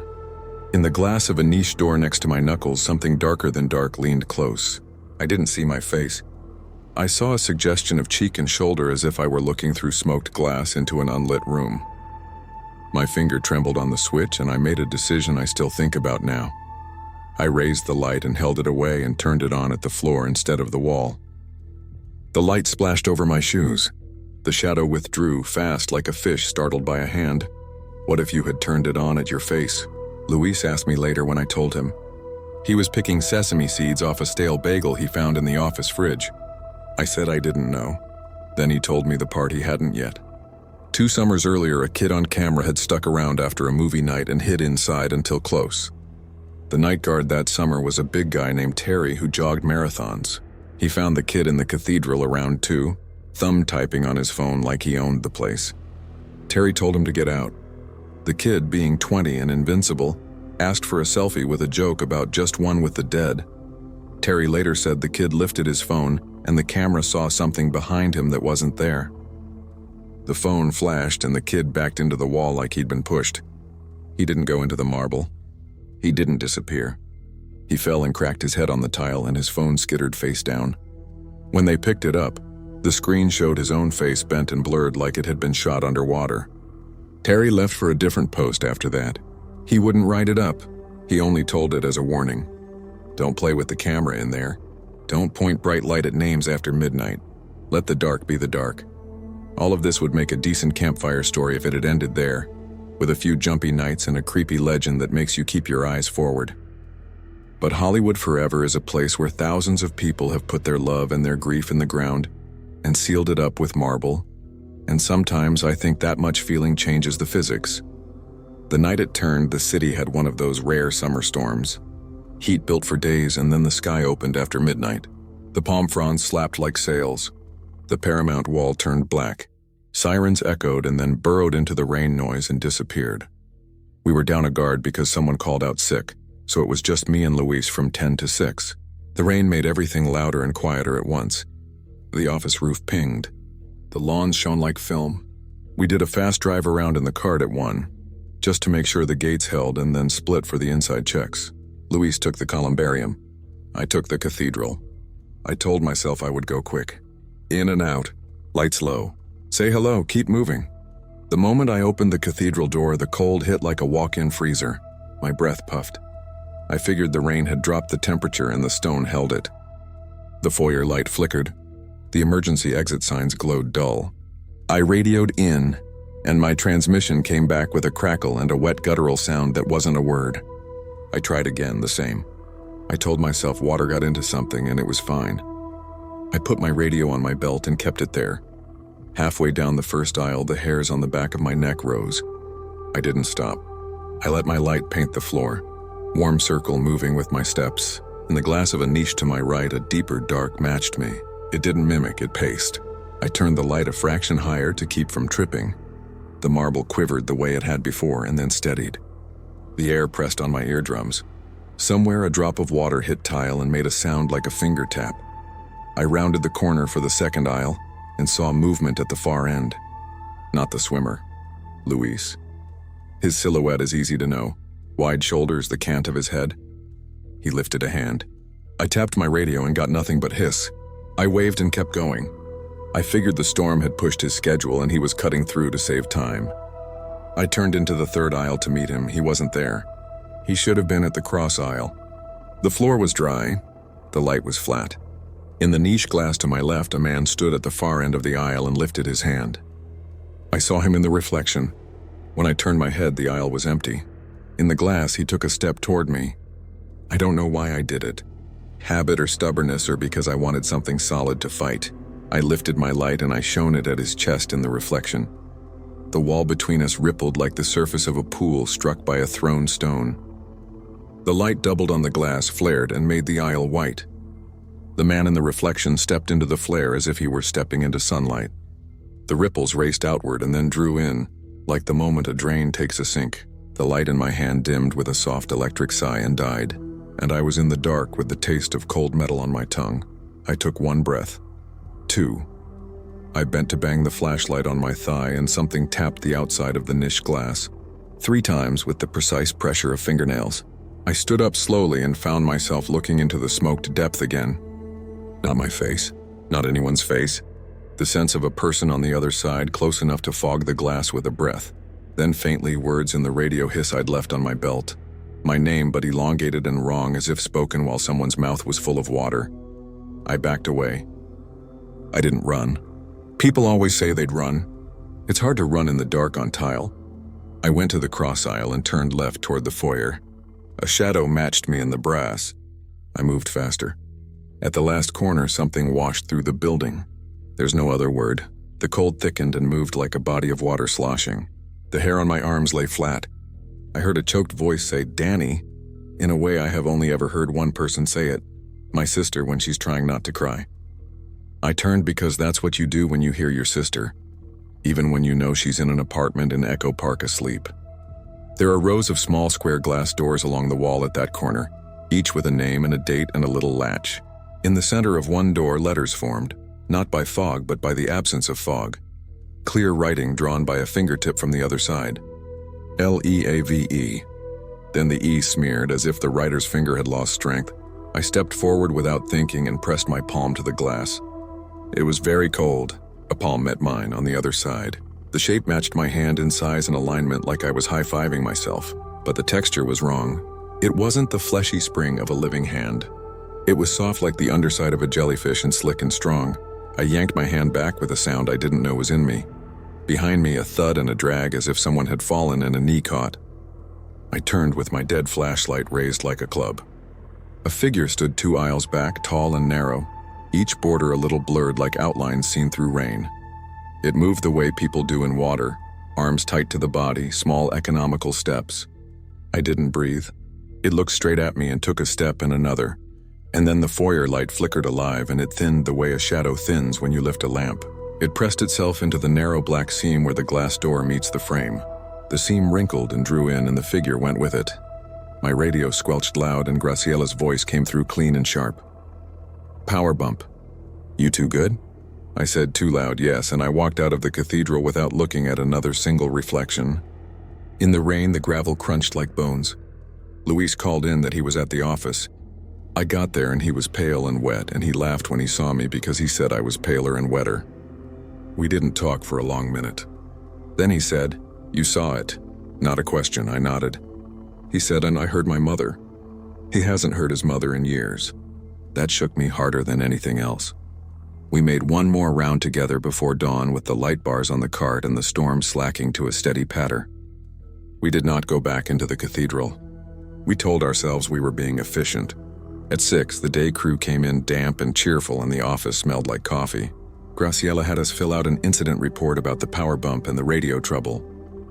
When she asked if anything else unusual happened, we looked at each other, and I said there was some moisture in the cathedral, maybe a minor leak. She said she'd put in a work order. I went home, showered, and slept with the bathroom light on. I put a towel over the mirror because that's a thing I've always done when I felt watched, and that morning I felt watched enough to take the extra 20 seconds. When I woke, the towel was on the floor. I told myself I'd knocked it down. I told myself a lot of things.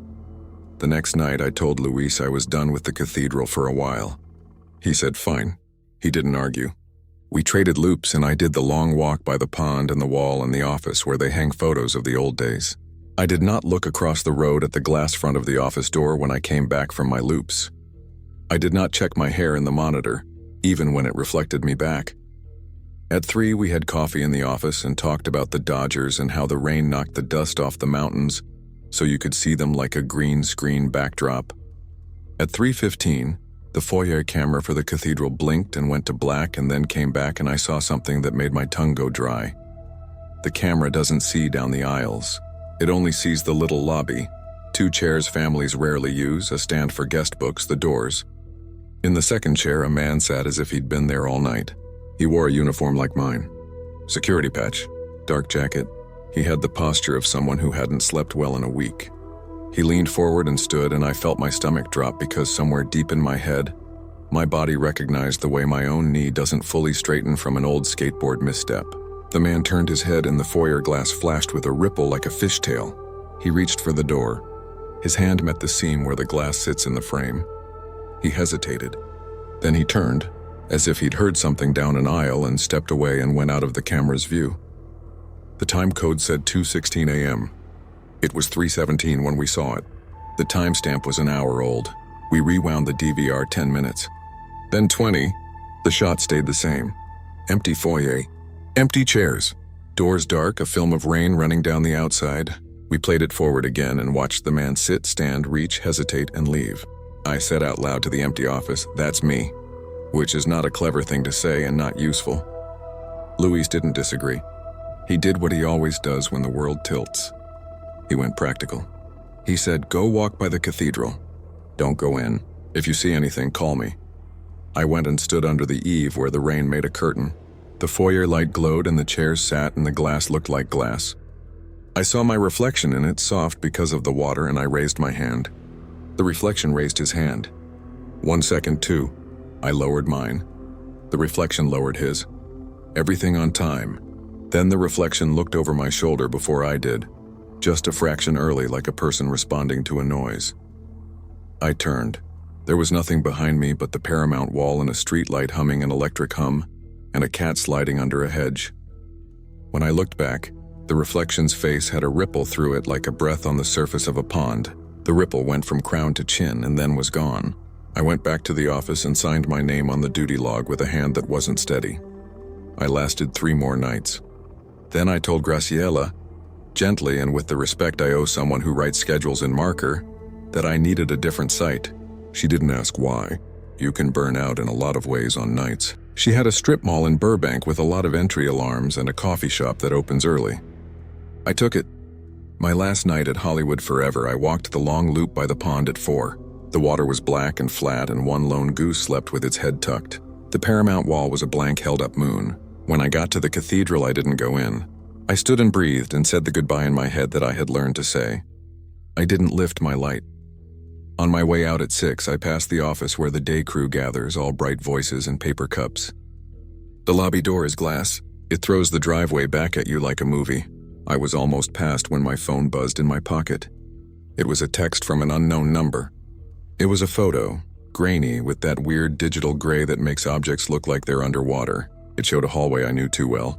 Marble niches, a slant of light on tile. There were wet footprints leading toward the camera and none leading away. The caption under the photo, if you could call it that, was a single word: go. I looked up from the screen to the door glass. The reflection of the driveway rippled and stilled. For a second, the man in the reflection stood a fraction to the left of where I stood and then slid back into place. My stomach turned. I swallowed and walked out into a morning that smelled like wet jacaranda and bus. Breaks and coffee steam. I still live in Echo Park. I still pass the cemetery sometimes because there's no other route that makes sense. I still stop at a light and look at the Paramount wall and think how much it looks like a screen.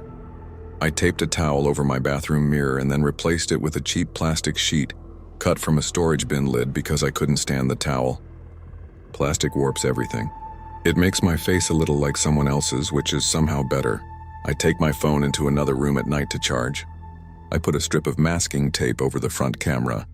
I keep the flashlight app brightness turned down because sometimes I swear when I raise it too high at a shiny surface, the light deepens instead of brightens. Like I'm shining it into black water and the water is absorbing it and growing stronger. Last week, my sister asked me if I wanted to go to one of the movie nights they do there. Friends of hers go. It's a vibe, she said. It's not scary. It's beautiful. People bring picnic baskets. They project the film onto a mausoleum wall and the whole lawn becomes a theater. I told her no thanks, not because I wanted to be dramatic, but because there are places where light and names and night have made a deal I don't understand. You don't have to watch a horror film to feel one lift its head. If you work nights in a place with polished stone, do me a favor. Be careful where you shine your light after midnight. Keep it low. Sweep the floor, not the wall. If you catch a shape out of the corner of your eye, don't try to center it. Let it be almost there. Don't use your front-facing camera as a mirror. If you see words form on glass, listen to them. If you hear your mother or your sister say your name in a room where no one living is standing, answer them the way you would answer a child who's sleep-talking, softly and without moving closer. On my phone, the unknown number that sent the hallway photo never replied to my "Who is this?" I didn't text again. I didn't delete it either. When I look at the picture, the wet footprints on the tile glisten. They look like someone walked out of a pool and stood just long enough to decide. Every time I look, I count how many prints there are and tell myself that number means something. The last time I thought I saw a handprint at the edge of the frame, 5 finger shapes blurred like they were smeared from the other side of glass. I flipped the phone over so the screen faced down on my table and left it that way for the rest of the day. When I went to shower that night, I reached for the light and paused. I listened. I could hear the pipes, the faint echo of traffic, a neighbor's laugh. Then at the edge of the mirror, beneath the plastic sheet, there was that tiny sound of tapping. 1, 2, 3, and a little flex in the warped reflection like something underwater testing the surface. I turned off the light and stood in the door until my eyes adjusted and the mirror was only the outline of a darker rectangle in a dark room. Then I closed the door and went to sleep on the couch with the cats in my building, yowling down the hall at nothing and the city breathing around me.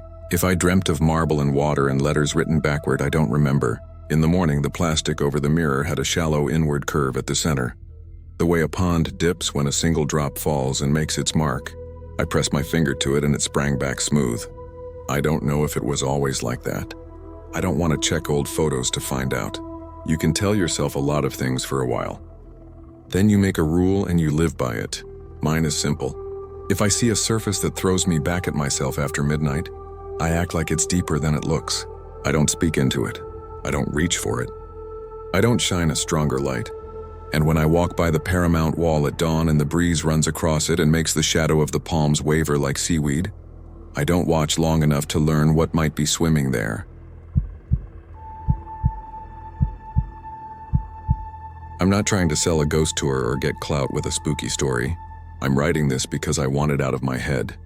If this makes you roll your eyes, fine. I'd have rolled my eyes too a year ago. Names are changed, the dates are close, but the places are real. This happened last October in Sleepy Hollow, New York, at the cemetery where Washington Irving is buried. My girlfriend, Maya, is the reason we went. She's a photographer. Not influencer levels or anything. She shoots weddings and families on weekends, and for fun, she likes old cemeteries and quiet streets with gas lamps and big maples going red. We had done Greenwood and St. Paul's in the city. Sleepy Hollow kept coming up in her feed. Pumpkins, lantern tours, headstones with lichens like faded script. "It's cute," she said. "We'll get cider. You can carry my tripod and make fun of tourists." We went on a Sunday just before Halloween. The weather had that dry leaf crunch chill and a sky like a clean sheet. We parked near the visitor center and bought a paper map from a small gift shop where the clerk had a Washington Irving pin on his sweater. He circled Irving's plot and said, "Gates close at 5. Please don't be here at 5:01, I mean it. Security is not in the mood." He smiled when he said it, but there was something in his eyes, like he'd said the line 100 times and meant it every time. The place was bigger than we expected. Long rolling hills, oaks and maples, slate headstones tilted like tired teeth. There were a few tour groups, a handful of people with hot drinks, a couple wearing matching flannels arguing quietly about settings on a DSLR. We passed the old Dutch church and the little burying ground up the hill from it, and Maya stopped every 5 steps to take a picture of a fence shadow or a crow on a monument. I'm the one lugging batteries and snacks, but I don't mind. Cemeteries in the afternoon are peaceful in a way regular parks aren't. People bring their inside voices. We found Irving's grave by following the little cluster of folks waiting their turn. It's simple, with coins and a few pens left on the stone and pumpkins with handwritten notes tucked under the bush. Someone had left a tiny copy of The Legend of Sleepy Hollow with a ribbon around it. A college-age guy, baseball cap backwards, was telling his friend about some story of a woman who babysat near here and saw something under the bridge. He had the general, performative campfire tone of somebody who'd been on the internet a lot. Maya set up her tripod and asked a couple in peacoats if they wanted a picture. She's like that, friendly, good at getting strangers to smile. She took theirs, then handed me the remote shutter and stood by the stone with her scarf tucked into her jacket, fingers peeking bare because she refuses to buy proper gloves. "One with the grave in focus, then one with us," she said, and a few with a slow shutter to catch the wind. The first 2 shots were normal. In the third, the one where I stepped back to get more of the stone and the tree behind it, the screen showed a man standing behind us. He was in the gap between our shoulders, set back maybe 6 feet. Dark coat like wool, and at first I thought he was wearing a dark hood pulled forward. Then my brain caught up to the negative space where a head should be. I'm not saying I saw blood or anything. This wasn't a movie. It was like the shape of a body from collar down. High collar, shoulders, the line of arms. But above the collar was just empty space and a sort of haze where light didn't behave right.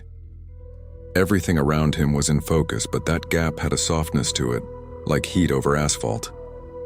You could see the tree behind him cleanly, but your eye slid off that place above the collar. I swear I didn't feel the "someone's behind you" tingles until after I saw the preview. But I turned fast. Nothing. Just the tree, its bark gray and pebbled, and the slope down to a line of graves. 2 women with paper cups were drifting toward the tour group. A kid in a beanie hopped across a low stone wall and his mom hissed his name. "Did you get it?" Maya said, still facing the grave. "My hair okay?" "Hold on," I said, and my voice came out tight. I showed her the back of the camera. She frowned. "Is that somebody in a cape?" We both turned again. The same nothing. The same crisp air. The same leaves ticking against each other. I made a joke because that's what I do when I'm uncomfortable. I said, "Congrats, you caught the headless horseman on his day off." Maya did not laugh. She does not like cheap jokes when she's trying to line up a shot. She zoomed in on the screen, pinching with her thumbs. "It's not a reflection," she said. "That's not a smear. This is a person's shape. I mean, somebody could have walked through that second," I said. "A bad costume. Maybe he ducked." "Into what?" She pointed. It was open ground behind us for a good 30 feet, then the line of trees. "Want to redo it?" I asked. She hesitated, then shook herself and posed again, forcing a smile. I took 3 more. All clear, we packed up, and that should have been it. We could have left, argued in the car about whether it was a glitch, got inside her, posted a photo with a cute caption and moved on. But when we stepped away from Irving's plot and walked around the bush, we saw the grass. It was flattened in a perfect line starting right behind where we had been standing. Not trampled everywhere. Not random. A beam-shaped path, 1.5 feet wide, pressed down like something heavy had been dragged or had moved exactly there, then continued across the lawn and into the trees. The line didn't curve. It didn't zigzag. It cut straight like somebody had laid a plank and pressed. Maya knelt and touched the grass. The blades were bent and cold, beaded with the kind of damp you get at dawn even though it was 3:30. I looked back toward the grave, then toward the trees. The flattened track ran clean until it reached the leaves under the canopy, and then you couldn't see it clearly anymore because the whole forest floor was leaves. But still, even there you could make out a slight unnatural flow where the leaves seemed brushed all one way. "People walk here all the time," I said. "Maybe someone pushed a cart." "What cart?" she said softly. "On Sunday across headstones." We heard a small bell then from the old Dutch church. 4 chimes. It was the kind of sound that makes you aware of time all at once. A groundskeeper in a green jacket walked by with one of those trash grabber tools and a white bucket. He saw us staring at the line and paused. "Sir? Ma'am? Everything okay? Do you have special events today?" Maya asked too quickly. "Like performers. A guy in a cape, maybe." The groundskeeper looked behind us. He had the tired, all-weather face of someone who'd worked outside for years.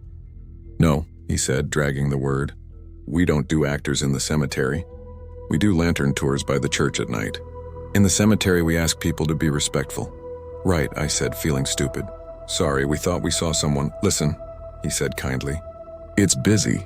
Folks in costume pass on the road, you get reflections, shadows. Happens every year. Sun's low, messes with you. Stay on the marked paths, please. And when that bell hits 5, head to the gate." He moved on and we stood there looking at the straight, cold, pressed-down grass like 2 people considering a dare that only exists if you acknowledge it. I'm not brave. Maya is braver than me, but she's not reckless. She said, "We'll look at the raws later. If it's something weird, it'll be there. Let's do the bridge in the pond." We skirted the trees and heard something that sounded like a horse exhaling. Not a whinny, more like that heavy, hollow blow-through when air leaves a big animal. We both stopped. It came again farther off. There are stables around there, I told myself. Parades, whatever. Maya looked at me, and I could tell she heard the same thing I did and was walking away from it for the same reason I was. We caught the last slice of sun by the water and took a few more photos of stone angels with mossy wings. The sky went pink and then a quick steel gray that meant the chill would chew straight through a jacket. People thinned out fast. By 10 to 5, it was just stragglers and the security guy rattling keys by the gate. We passed the young couple in peacoats again. The girl glanced at us weirdly like she wanted to say something, then looked down. At the car, Maya sat quiet for a minute with the camera in her lap. "I don't want to look at the pictures here," she said finally. "On the laptop. Big screen." We drove down Broadway into Tarrytown, got cider and 2 donuts because it felt normal, and headed back to the city before full dark. The Tappan Zee looked like a runway of lights, and the wind tried to push the car sideways. We didn't talk much. We don't usually have awkward silences. That night we did. At home, we dumped the card and opened Lightroom. The file with the weird figure was there. Not a glitch, not a JPG artifact. In the raw, the shape had the same not right texture, like air held in place, above the collar of what really did look like an old-fashioned coat. There was nothing you could call a head. Not black, not cut out. Empty. But the light hitting the tree behind him bent slightly, like something invisible sat between the bark and the camera. We zoomed and zoomed. My eyes watered. We pulled back and tried to laugh at ourselves. It wasn't funny. "I want to check metadata," Maya said. She's that kind of person. She opened the XF and scrolled. Then she stopped and leaned in. "This can't be right." "What?" "Timestamp," she said. "The first 2 are 3:27:14 and 3:27:19. The weird one is 3:26:58. So the camera wrote it a little out of order." "I shot continuous," she said. "Same setting. If anything, there'd be duplicates, not a jump backward." "Maybe your camera clock is haunted," I said, and immediately wished I hadn't. She didn't say anything. The room settled around us in that way apartments do when the heat kicks and then stops. Outside, a siren went past. Normal life, persistent as mold. We went to bed with the laptop still open on the kitchen table. Around 2, I woke to Maya sitting up. Her hair was in her face and she was listening. "Do you hear that?" I held my breath. There was a sound like grass flattening. I know that makes 0 sense. But if you've ever walked through high grass and listened to the hush as it lays down and springs up, that's the rhythm. Except our bedroom is on the 3rd floor of a building in Washington Heights and there is no grass outside our window. The sound passed the way a breeze passes, peeling down the block. After a minute it stopped and I heard people laughing on the sidewalk. A car door slam, a radiator clank. Maya lay back down and put her cold hand on my arm. "I don't want to go back," she whispered, the next morning. "Because fear does stupid arithmetic, if I can explain it. I can control it." We went back. We told our friend Ethan we were going for donuts again and he asked to come. He's one of those gadget guys with a drone in his trunk and a GoPro mounted to his dash. He was thrilled at the idea of spooky Irving content and rolled his eyes when we told him the basic shape of what we'd seen. "It's some dude in a cape," he said, "or someone messing with you. I'll fly the drone over the trees. We'll find him," he said, like a challenge, like a man who has never been wrong in his own mind. We got there just after noon. The place was busier than the day before. Families, a cluster of seniors with matching jackets, a tour leader with a felt hat. We walked the long loop first to pretend we hadn't come for one spot. Leaves drifted in sideways slow motion, and that deep brown smell of damp dirt came up from the low places. When we finally reached Irving's grave, a small tour was finishing. The guide told a neat memorized story about how Irving helped rename the town, and how the headless horseman might have come from this real Hessian soldier or that one. The group filed away, taking pictures over their shoulders. We stepped where we had stood the day before. My stomach did a little drop like a minor roller coaster. The grass was unflattened.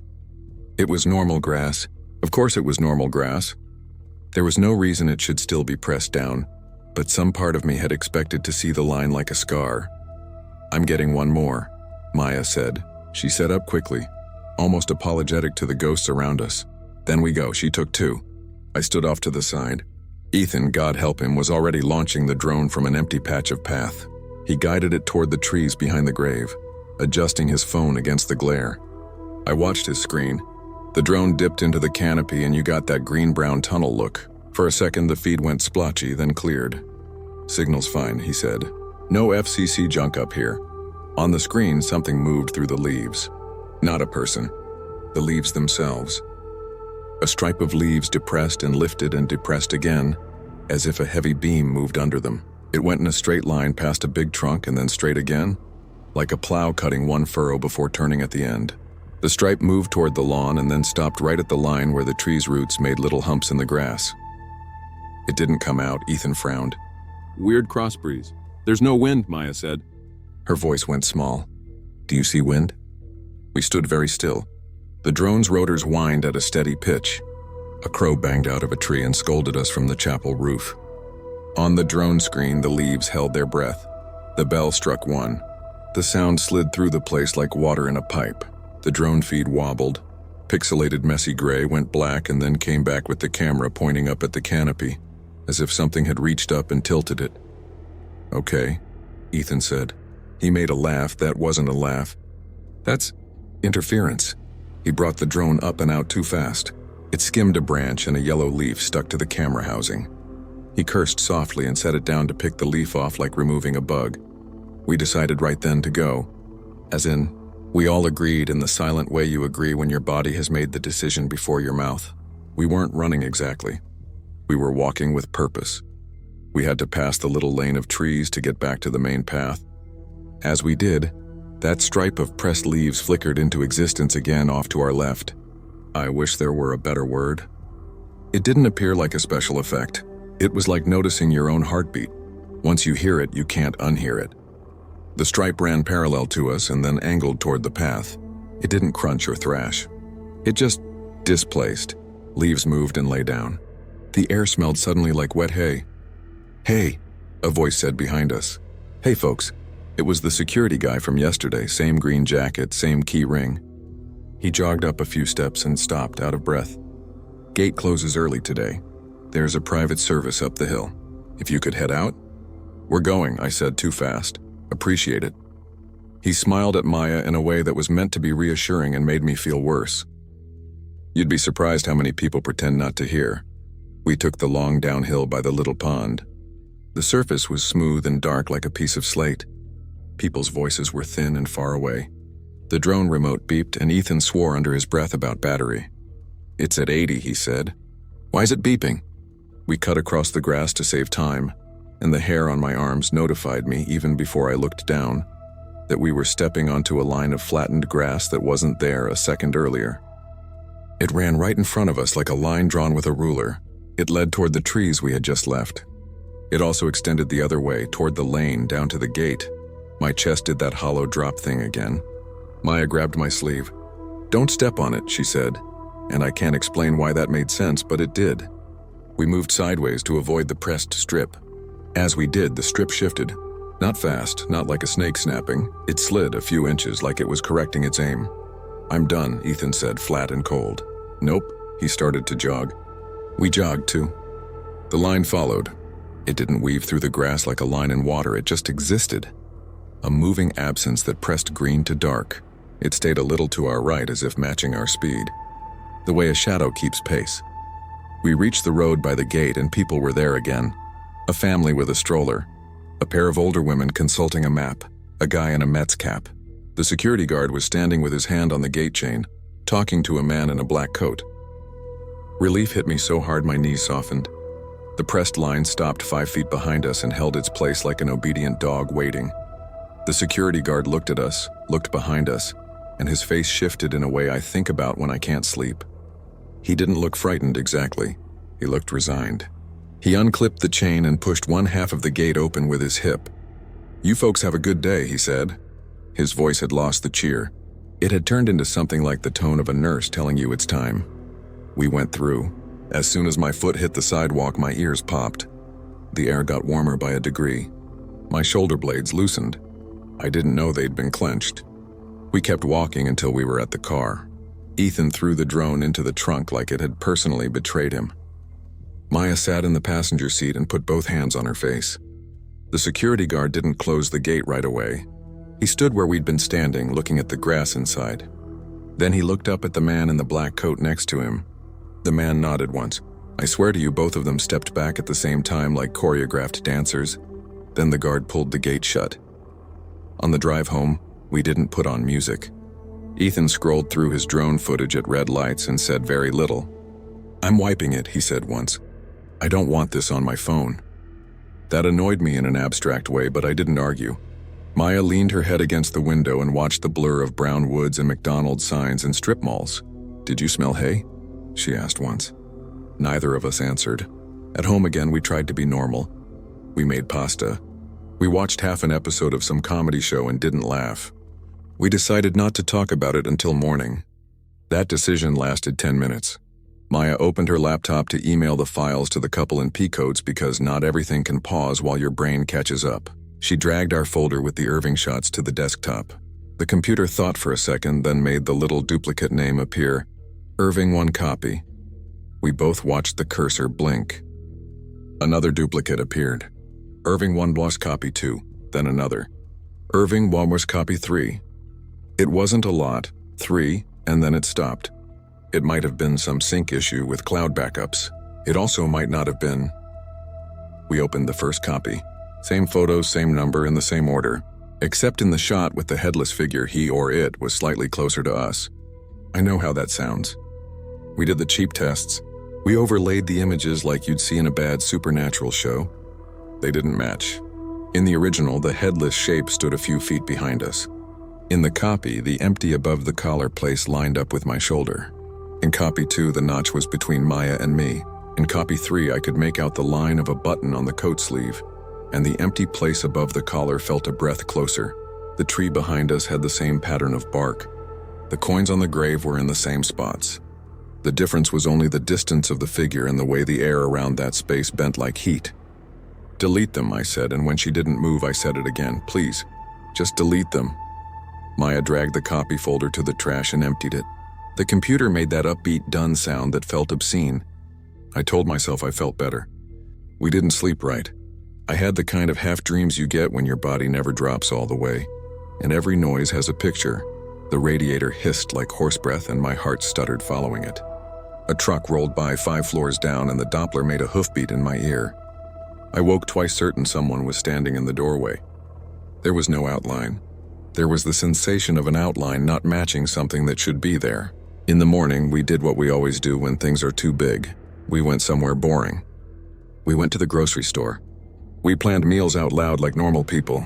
We were in the produce section arguing softly about whether we'd actually eat a bag of spinach before it liquefied when my phone buzzed. It was a text from an unknown number with no contact name, just a New York area code. There was no message, just a photo. I tapped it and it opened to the image of Maya and me at Irving's grave. Not the original, not copy 1 or 2. It was the frame where the empty place had moved between us and you could almost see the edge of a shoulder against Maya's scarf. Below the photo, the timestamp read the previous afternoon. The sender ID was a string of numbers that meant nothing to me. Then right as I started to screenshot it, the text bubble shifted and the number at the top changed to my own phone number. The message thread header said, me. I stared at it until the typing dots appeared. They moved for a long time and then stopped. No new message came. We left the cart in the produce aisle and walked out. I can still see the oranges stacked like cannonballs and the guy misting the lettuce, not looking up. We didn't go back to Sleepy Hollow. I don't know if I should write that like an apology. Part of me thinks if we had gone back and asked enough questions, we could have found a dented fence or a weird reenactor or some art kid with a smoke machine and a story. Instead, we called the cemetery office. Maya did the talking. She said we'd taken some pictures and captured someone who maybe shouldn't have been there, and asked if the groundskeepers had noticed trespassers in costume. The woman who answered said, "We don't allow costumes. If you have a photo of someone trespassing, you can email it. But I'll tell you." And then she stopped, like she'd almost said something and decided not to. "We have security. They're very good. Please send the photo if you'd like. And if you're thinking of sharing it online, know that we ask people to be respectful to the families in the grounds." Maya thanked her and hung up. We didn't send the photo. It felt like we'd be mailing a bomb even if the bomb was only in our heads. 2 days later, a small square of grass on the strip by our building stoop lay pressed in a perfect rectangle, the width of a plank. It ran for 6 feet and then stopped at the sidewalk like the start of a line the chalk didn't finish. I watched people step over it without seeing, bend to tie a shoe, talk into a phone. I stood there long enough that the super asked if I was okay. I lied. I said, "Yes, sorry, just daydreaming." That night, the sounds in the building came in too clearly. You know how in your own apartment the hum of your fridge and the neighbor's TV and the elevator cable make a noise soup you forget? Imagine all that stopping at once, and in that gap you hear a single slow step over grass. Then another. Not on your floor. Not in your room, somewhere moving. I'm not saying a horse. I'm saying wait. Maya started sleeping with the TV on low, something cheerful and old. She put the camera in the closet. She didn't cancel her shoots, but she stopped booking cemeteries and historic houses for a while. Ethan changed the passcode on his phone and made jokes about losing drone footage in mysterious circumstances, like he wanted to be the kind of guy who wasn't shaken. He asked me once, weeks later, if I ever looked in the rear view and felt like the car behind me didn't have a driver. I said no because I wanted to give him the version of reality we both needed. The last thing, and I know this will seem small after everything else, is the pen. I keep a pen in my coat pocket. I've kept the same pen in the same pocket for years because I'm that guy, the one who will hand you a pen at the DMV and feel smug. A week after Sleepy Hollow, I put my hand in my pocket and felt not the pen but something soft and slender. I pulled out a long blade of dead grass, folded on itself as if laid there deliberately to fit the pocket, an old habit of someone who keeps hay in his coat. It smelled like the underside of a bale. I don't walk through fields. I live in the city. I threw it away and told myself 100 small lies, the way you tidy after a party by shoving things into a closet and shutting the door hard. If you're expecting a clean ending, there isn't one. We didn't set up cameras and catch a headless man pacing our hallway. We didn't wake with mud on the floor. We didn't die. We moved apartments, but that had been planned before October, and I'm not giving you an address so you can tell me a ghost followed the U-Haul. We don't talk about Sleepy Hollow except in the tired, gentle way you talk about a fight you almost had but didn't. It's been months. Sometimes I still hear that hush when I'm falling asleep. Everything in the city falling quiet but one thing moving, pressing. Sometimes I dream of a coat sleeve brushing my shoulder, and I wake with a heat in my throat like I've been running. Sometimes I take out my phone and scroll to the photo I didn't delete. The original shot we took at Irving's grave before the copies appeared. I stare at the empty space above the collar and I wait for my brain to resolve it into a joke, to settle on a trick of light, a reflection. It never does. It just slides off that place where something should be. If you go to Sleepy Hollow in October, take your pictures. Be respectful. Leave a coin on the stone if you want. When the bell rings for closing, go. If you see a straight trail where the grass flattens in a line, don't step on it. If you smell hay and there are no horses, don't follow it. And if you look at the screen in your hands and behind you is the shape of a man without a face to pin a name to, don't be like me. Don't turn around hoping there will be nothing there. There will be nothing. That's the part that sticks. The nothing will look at you.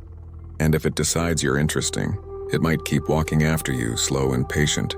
A line through the world that you can't see unless you stop and look down at where you've walked and realize the grass is lying flat in a way it wasn't before.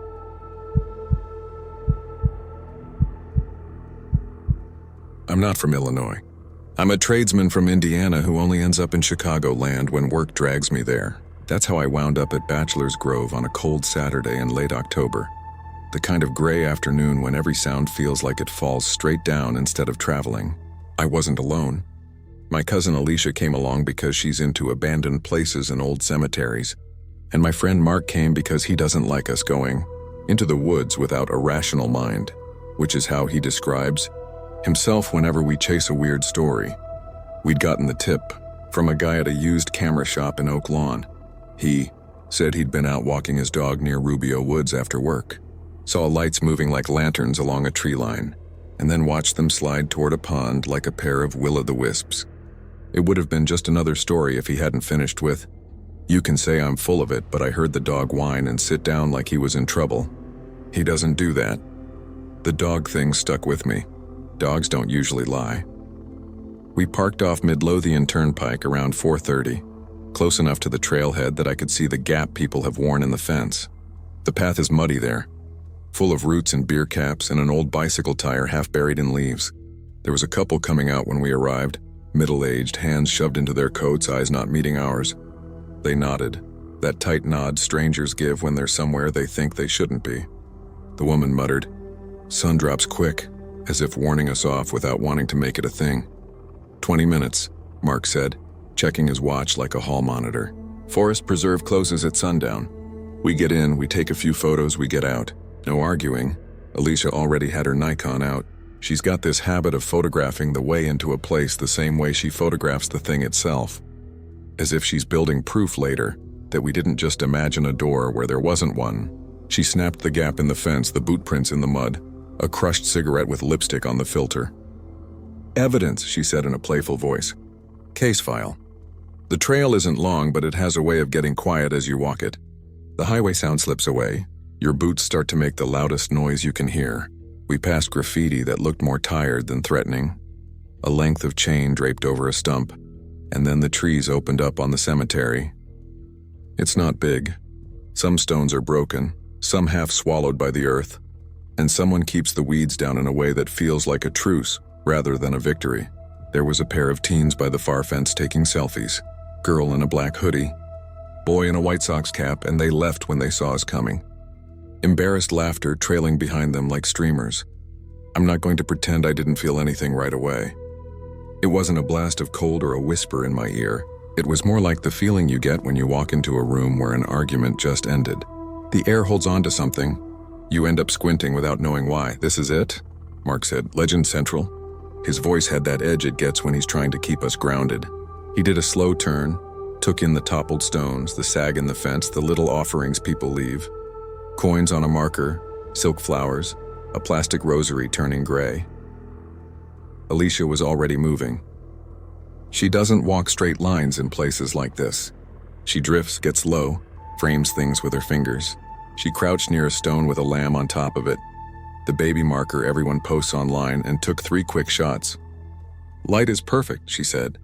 "Silver and flat. Everything looks older." I wanted to move right then before the dark made us clumsy, but the pond was only another minute into the trees. People call it a pond, but it looks more like a quarry hole that forgot it used to be useful. The path to it is narrow and soft, and the water sits in a square that doesn't match the world around it. A shopping cart rusted in the shallows. Leaves floated in a tight ring near the center as if they were circling a drain that wasn't there. "Okay," Mark said, lowering his voice without meaning to. We looked, we saw. Time to go. I was going to agree. I really was. Then something blinked across the water. Not the sun, because there wasn't any. Not a headlamp.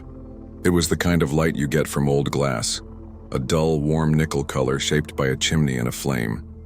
It appeared, disappeared, then moved 3 feet to the left and hovered above the far bank, steady and low. Alicia is faster than the part of my brain that says wait. She lifted the Nikon and fired. A shutter sound in a place like that is sharp as a twig snapping. The light dimmed like it had turned toward us. And my chest did that thing it does when a car brake light flashes in front of you and you're not expecting it. "Probably a reflection," Mark said, which would have sounded more convincing if his hands weren't already in his pockets and his shoulders weren't doing that pre-flight hunch. "From what?" Alicia said. "There's no sun, no houses. Nothing to reflect." She took another picture. Another. She stepped to the edge where the mud gives way and planted her boots like someone stepping into a boat. The light rose. Not far, just enough to clear a low branch, and it drifted toward the center, bobbing. It wasn't steady. It moved like it was being carried, a rhythm to it like walking on uneven ground. 2 steps, pause. 2 steps, pause. "Get back," Mark said. "If that's somebody, let them do whatever they're doing. I'm not arguing with a guy and his lantern in the woods." I took a breath to agree, to pull Alicia back by the elbow. But the water answered for us. A set of ripples cut out from the light like a spill on polished stone. They didn't spread in circles. They went in lines, parentheses opening from a point you couldn't see. The ring of leaves drew tighter, then loosed as if something big moved under them. I felt the temperature drop and told myself it was the breeze skimming the water. I heard a wet sound like a boot slipping, and told myself it was the shopping cart tipping. I told myself a lot of things, and they were reasonable. And then the light went out and all I could hear was my own breathing. We didn't leave. I wish I could tell you we did, that I'm responsible that way. But we all learned something that day about how curiosity is a kind of gravity. Alicia whispered, "One more minute," without looking at us, as if speaking too loud would knock the thread loose. Mark swore under his breath. I took a step closer to the bank and leaned over the water to catch any hint of movement. It came back. Not the light this time, but the feeling of being looked at. It's not unique to haunted places. I've felt it in parking garages and the wrong bar on the wrong night. My scalp tightened. The hair on my arms lifted. The pond didn't move, but something in me did. like how you feel a bass note you can't hear. Then the water lifted. It wasn't a dramatic rising wave. It was a swell, a square of pond that came up as if a platform had pushed from underneath and didn't displace a drop over the edge. In that square, a shape grew pale as if a light under the surface turned on and revealed it from the inside. A woman. I know how that sounds, but there isn't a better word. She rose from the chest up, hair floating behind her like weeds, a dress the color of old paper clinging to her arms. Her eyes were wrong. They were not like a dead person's eyes in a movie. They were bright with nothing in them. 2 black coins you couldn't see the bottom of. The part of my brain that catalogs things registered the details. A high collar, buttons down the front, the suggestion of a brooch at her throat, but none of that mattered because she didn't look like a photograph. She looked present, a thing in front of us, water running off her shoulders in lines neat as comb teeth. Alicia made a sound I'd never heard come out of her, something between a gasp and a word that didn't arrive. The Nikon clicked twice. Mark took a step back and then another.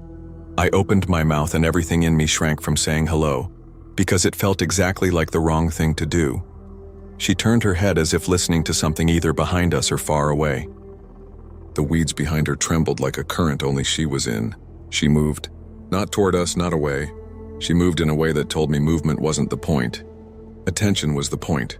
Then with a slow grace that made it worse, she slid back down, as if a hand under her chin let go. The surface closed and took her back in. The swamp smell came up from the water like breath. It might have been there the whole time, but we only smelled it then. Something small hit the bank at Alicia's feet, a little click in the mud. She shined her phone flashlight and found a round thing like a button, pearl or bone with 2 holes rim stained the color of tea. She didn't pick it up. She raised her light and it fell across something on the opposite bank. There was mud there where a path met the water. In that mud were footprints. They were not ours. They were not boots. They were small and neat like shoes you'd wear to church in 1910. They faced the pond. A second pair overlapped them. Larger, a man's maybe, facing away. The neat print stopped at the water. The larger prints came back up the path and vanished under leaves. "We have to go," Mark said. His voice cracked and he swallowed it down. "We have to go now, we didn't run." It wasn't that kind of fear. It was careful fear. The kind where you keep your steps measured so you don't wake whatever might still be sleeping. The light didn't come back. We cut back through the stones. The cemetery felt different on the way out. Lower somehow, a little hollow like a theater after the show when they pull the house lights up. I kept waiting to hear someone else on the trail. Another group of idiots like us, voices and laughter, a normal noise to break it. Nothing. Just our boots and the old leaves and the dry sound of bare branches touching each other. At the fence we stopped because a man was there. Standing half in the gap, a forest preserve patch on his jacket. He had the posture of someone who doesn't get to choose how much of the world disappoints him. "Park's closed," he said. He didn't ask us where we'd been. He knew. "You folks get turned around?" "Yes, sir," Mark said. "Our bad. You didn't see any fires inside, did you?" The man said. His voice was tired, not unkind. "People set them sometimes. We try to head that off." "No," I said. "No fires." My mouth started to form the word lantern and then didn't. He stepped aside to let us out, then slid the chain back through the fence. He didn't lock it. You could see he didn't have enough hands for the job the world had given him. He looked at us like he was waiting for something else, an apology, a promise, I don't know. Then he nodded once and walked toward his truck with the sort of slowness that gets people to think twice about testing your patience. At the car, Alicia put her camera on her lap like it was fragile. She didn't talk until we were back on the road. Even then what she said was, "I got it," without looking up. I got her. Mark drove. He doesn't like to relinquish control when he's spooked. He cut over to Cicero and put on the radio, and let it play whatever it wanted to play as long as it was loud enough to make the car feel like a normal place. At a gas station he pulled in, hands tight on the wheel, and said he needed a drink. While he was inside, Alicia showed me the back of her camera. "You expect those photos to be trash?" I did. "You expect a blur you can argue away?" The first shot was the pond with that flat silver light you get from 1,000 clouds. The ring of leaves was crisp. The shopping cart leaned into the water like it was tired of waiting for someone to rescue it. Nothing strange. The second photo showed the same scene but with one thing added. A smudge near the center, not ash, not fog, just a blur that didn't match the rest. The third photo made my stomach knot. The blur had resolved into shape. White, human, the suggestion of a face exactly wrong in the way you know without ever having seen it before. The eyes were the part you couldn't look at for long. She wasn't at the surface in that one. She was beneath it by maybe a foot, clear as glass. The fourth shot was a mess of ripples and digital noise, like the camera had tried to read something it wasn't allowed to understand. "Email them to me," I said. "Before we get home. Back them up, everything." "Already done," she said. She breathed in slow through her nose and out her mouth like a runner. "I'm shaking and my hands aren't shaking. Does that make sense?" "Yeah," I said, because it did. Mark came back with 3 coffees. His hands needed a job, and we didn't talk about the thing in the water on the way back to the hotel. It's strange how quickly the highway can make you lie to yourself. You get on a road with real lights and other cars and signs that say exit 4B, and your brain starts to fold what happened into a drawer labeled story, to be told later. I tried to put it in that drawer, and the drawer didn't shut. We stayed at a place in Alsip that smelled like old cigarettes and lemon cleaner. Alicia plugged her camera into the wall and started moving files to her laptop. Mark flipped between a hockey game and a show where people remodel kitchens and pretended to care about both. I pulled up my email and waited for the 4 photos to land. They did. 3 were exactly what we'd seen on her screen. The 4th, the one with her clearest, opened to a field of gray and a message I'd never seen before, even in a lifetime of junk files and corrupted downloads. It said the image couldn't be displayed because it contained unsupported color data. The file size was wrong by a few kilobytes compared to the one on Alicia's desktop. The name was the same. The timestamp wasn't. "Try again," I said. "Send it again." She did. It showed up. Same error. We tried airdropping it. Dropbox, we tried naming it picture.jpg like a caveman to trick it. The one on her laptop stayed perfect. Every version that left that machine glitched, like someone was standing between her and the rest of the world with their hand on our modem. At some point, out of stubbornness, I opened the Photos app and zoomed all the way into the first shot, the normal one. I went to the far left bank of the pond and started moving across an inch at a time. There, at the very edge where the reeds make shadow stripes on the water, I saw a shape, not a face, not anything as easy as that. It was a tiny pinprick circle, just a shade darker than the water around it, the size of the head of a nail. It does not make sense to say a circle was looking at me. I know it doesn't. I zoomed out and the circle disappeared and the scene became reasonable again. We didn't sleep much. When I did, I dreamed about being in a room where the windows were nailed shut and I was responsible for letting a breeze in that never came. In the morning, we drove back to Indiana with less commentary than usual. Mark dropped into his thing where he tells you the practical outcome of the last 24 hours, as if it's a verdict. "We trespassed," he said. "We scared ourselves. We saw a trick of light. We took photos of a trick of light. We're going to promise each other not to go back." No one promised. Not out loud. 2 days passed. Normal days. Work, laundry, the sound of the neighbor's leaf blower starting too early. Alicia texting me about how she kept seeing that error code when she tried to move the clear photo to an external drive. Then I came home to find something on my kitchen table I know I didn't put there. It was small. I almost didn't see it because it looked like a drop of water dried into a circle. It was the button from the pond, the same pale tea-brown rim, the same 2 tiny holes. I froze in that stupid way people do when they don't know if a thing is a threat or not, when they're trying to decide how black mold is different from a shadow. I live alone. I don't leave my door open. The table is in the middle of my kitchen, not by the entry. There's a window above the sink that I lock on habit and check again even when I know I locked it. I did something dumb then. I touched it. It wasn't slimy. It wasn't even cold. It was room temperature and faintly rough, like a thing rubbed by fabric for years. In the 2 seconds it sat in my palm, the smell came up. Stale water, roots, the sweet rot of leaves soaked too long. I put it down and the smell went away. I bagged it in a plastic sandwich bag like it was evidence and drove to Mark's. He lives in a ranch with his mother, who is kind and loud and calls me honey even when she's mad about something on TV. I held up the bag and expected him to laugh, to launch into his speech about confirmation bias. He didn't. He said the exact words I needed him not to say. "Thank God," he said without sarcasm. "Good. So it wasn't just me." He led me to his sink and held up his right hand. The skin between his thumb and forefinger was red and puckered like he'd rubbed it with a rough sponge. "I woke up with this," he said. "No idea what from. It smelled like the pond. I didn't tell you because I figured it was a rash or I grabbed something stupid. Then last night I wake up because I hear water running. The tap's dry. I check the bathroom. Dry. But my carpet by the bed is wet in 2 circles the size of dessert plates. I wipe it up, and when I come back from getting a towel, there's a coin on the floor, old as hell, face worn off. I threw it away. I'm not proud of that, but I threw it away. I pulled the baggie out again because it seems you have to show people the thing you found twice before it's real." He stared at it like he was memorizing it in case it disappeared the second he blinked. Alicia came over an hour later, the Nikon strap around her neck, even in our living room. She put her laptop on the coffee table and opened the folder with the 4 photos. A gray box sat where the good one should have been, a file name and a size that didn't make sense. "It went bad," she said quietly, "on the laptop. I opened it last night to edit and it looked like a TV tuned to snow. I never touched it. It did it by itself." "What about the button?" I said. "What button?" I showed her. Her face changed the way it changes when she is framing an image, everything else shutting out. She reached for the bag and I pulled it back without meaning to. She blinked and her hand dropped into her lap. "Sorry," I said. "I just don't know if touching it is good."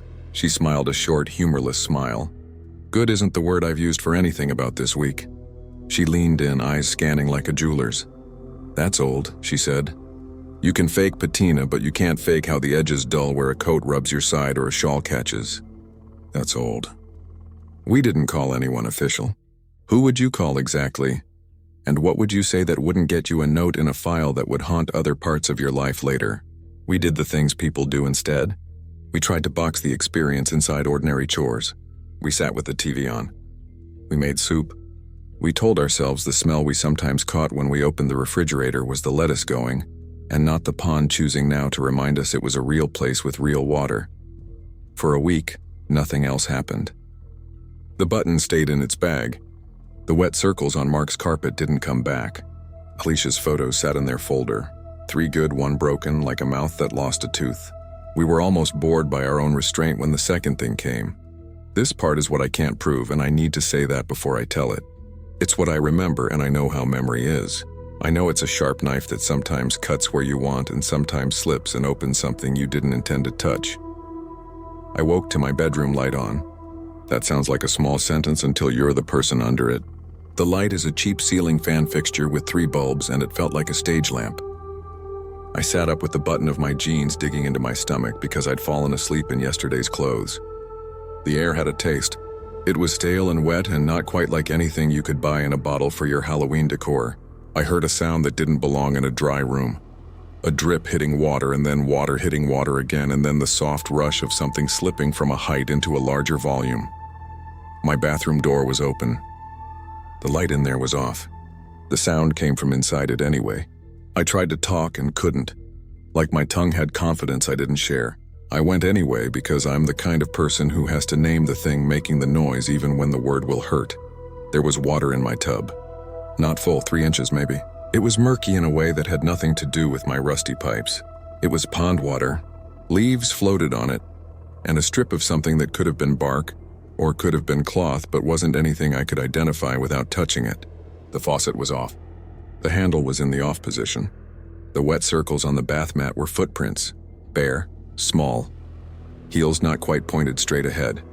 The kind of stance they teach you from a book on posture.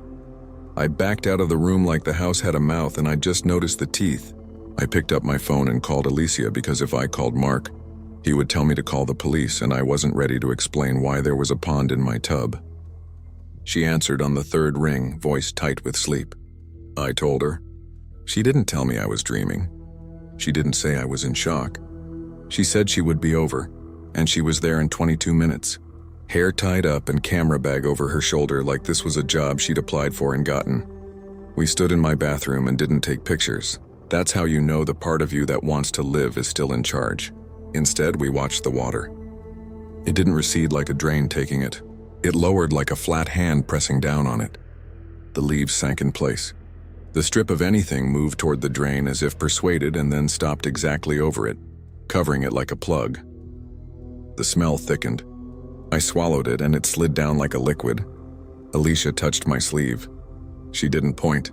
She nudged her chin toward the mirror as if she needed my sightline to match hers to trust what she saw. There was writing on the fogged glass that hadn't been fogged 5 minutes earlier. It wasn't words. It was two shapes like the ones on Mark's carpet. Not perfect circles, plate size, side by side. Under them, the smear of a hand. 3 fingers. The trail they left was lighter than the fog, a clean path through a thing that hadn't existed a second before. We stood with that for a long time.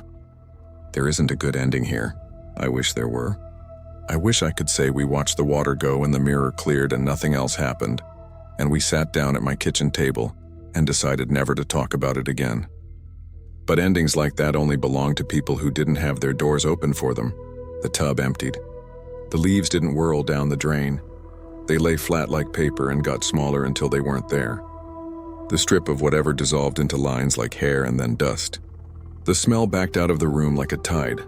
I asked Alicia a question that felt like I was risking the friendship by asking it.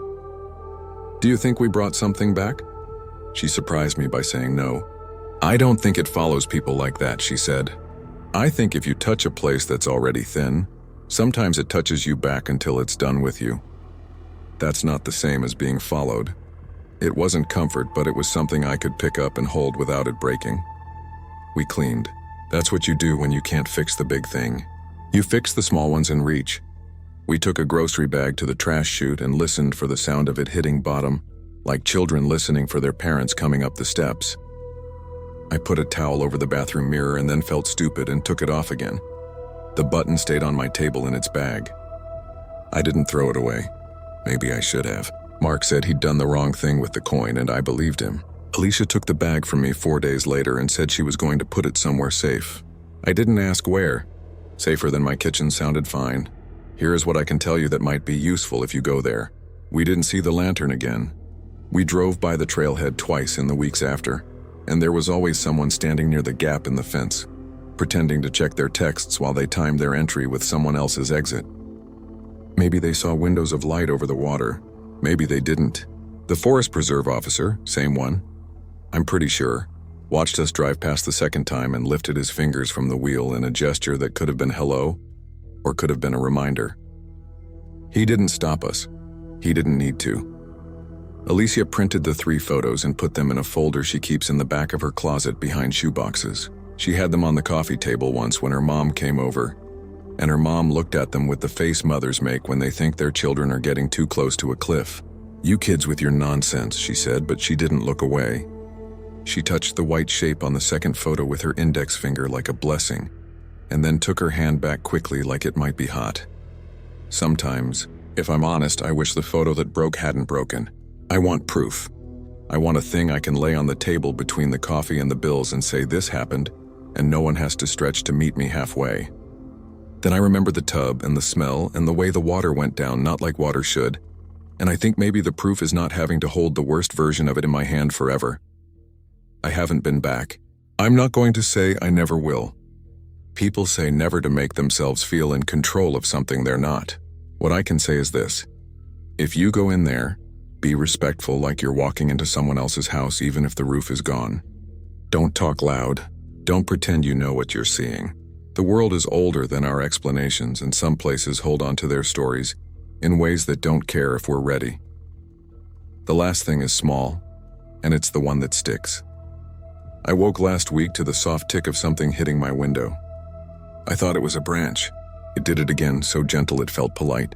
I went to the glass and looked down at the alley behind my apartment. Nothing, no wind, no kids. On the sill inside, just to the left of the latch, there was a wet circle the size of a teacup. No puddle, no stream, just a perfect ring like a glass had been there for a long, long time and someone lifted it when I stood up. It dried before I looked twice. There was no smell. I wiped the spot with my sleeve anyway, and I don't know why, but I said thank you out loud in a voice I barely recognized as mine. I haven't told Alicia or Mark about the ring on the sill. I don't know what keeping that to myself changes, if it changes anything. Maybe nothing. Maybe it's like those ripples that move straight out from her in the water. Something you've seen and can't prove, spreading through a shape it doesn't show on the surface. If you read this and you go to Bachelor's Grove and you see what we saw, Don't call her the woman in white like it's a category people use when they don't want to carry a real name. Don't name her anything at all. Just pay attention.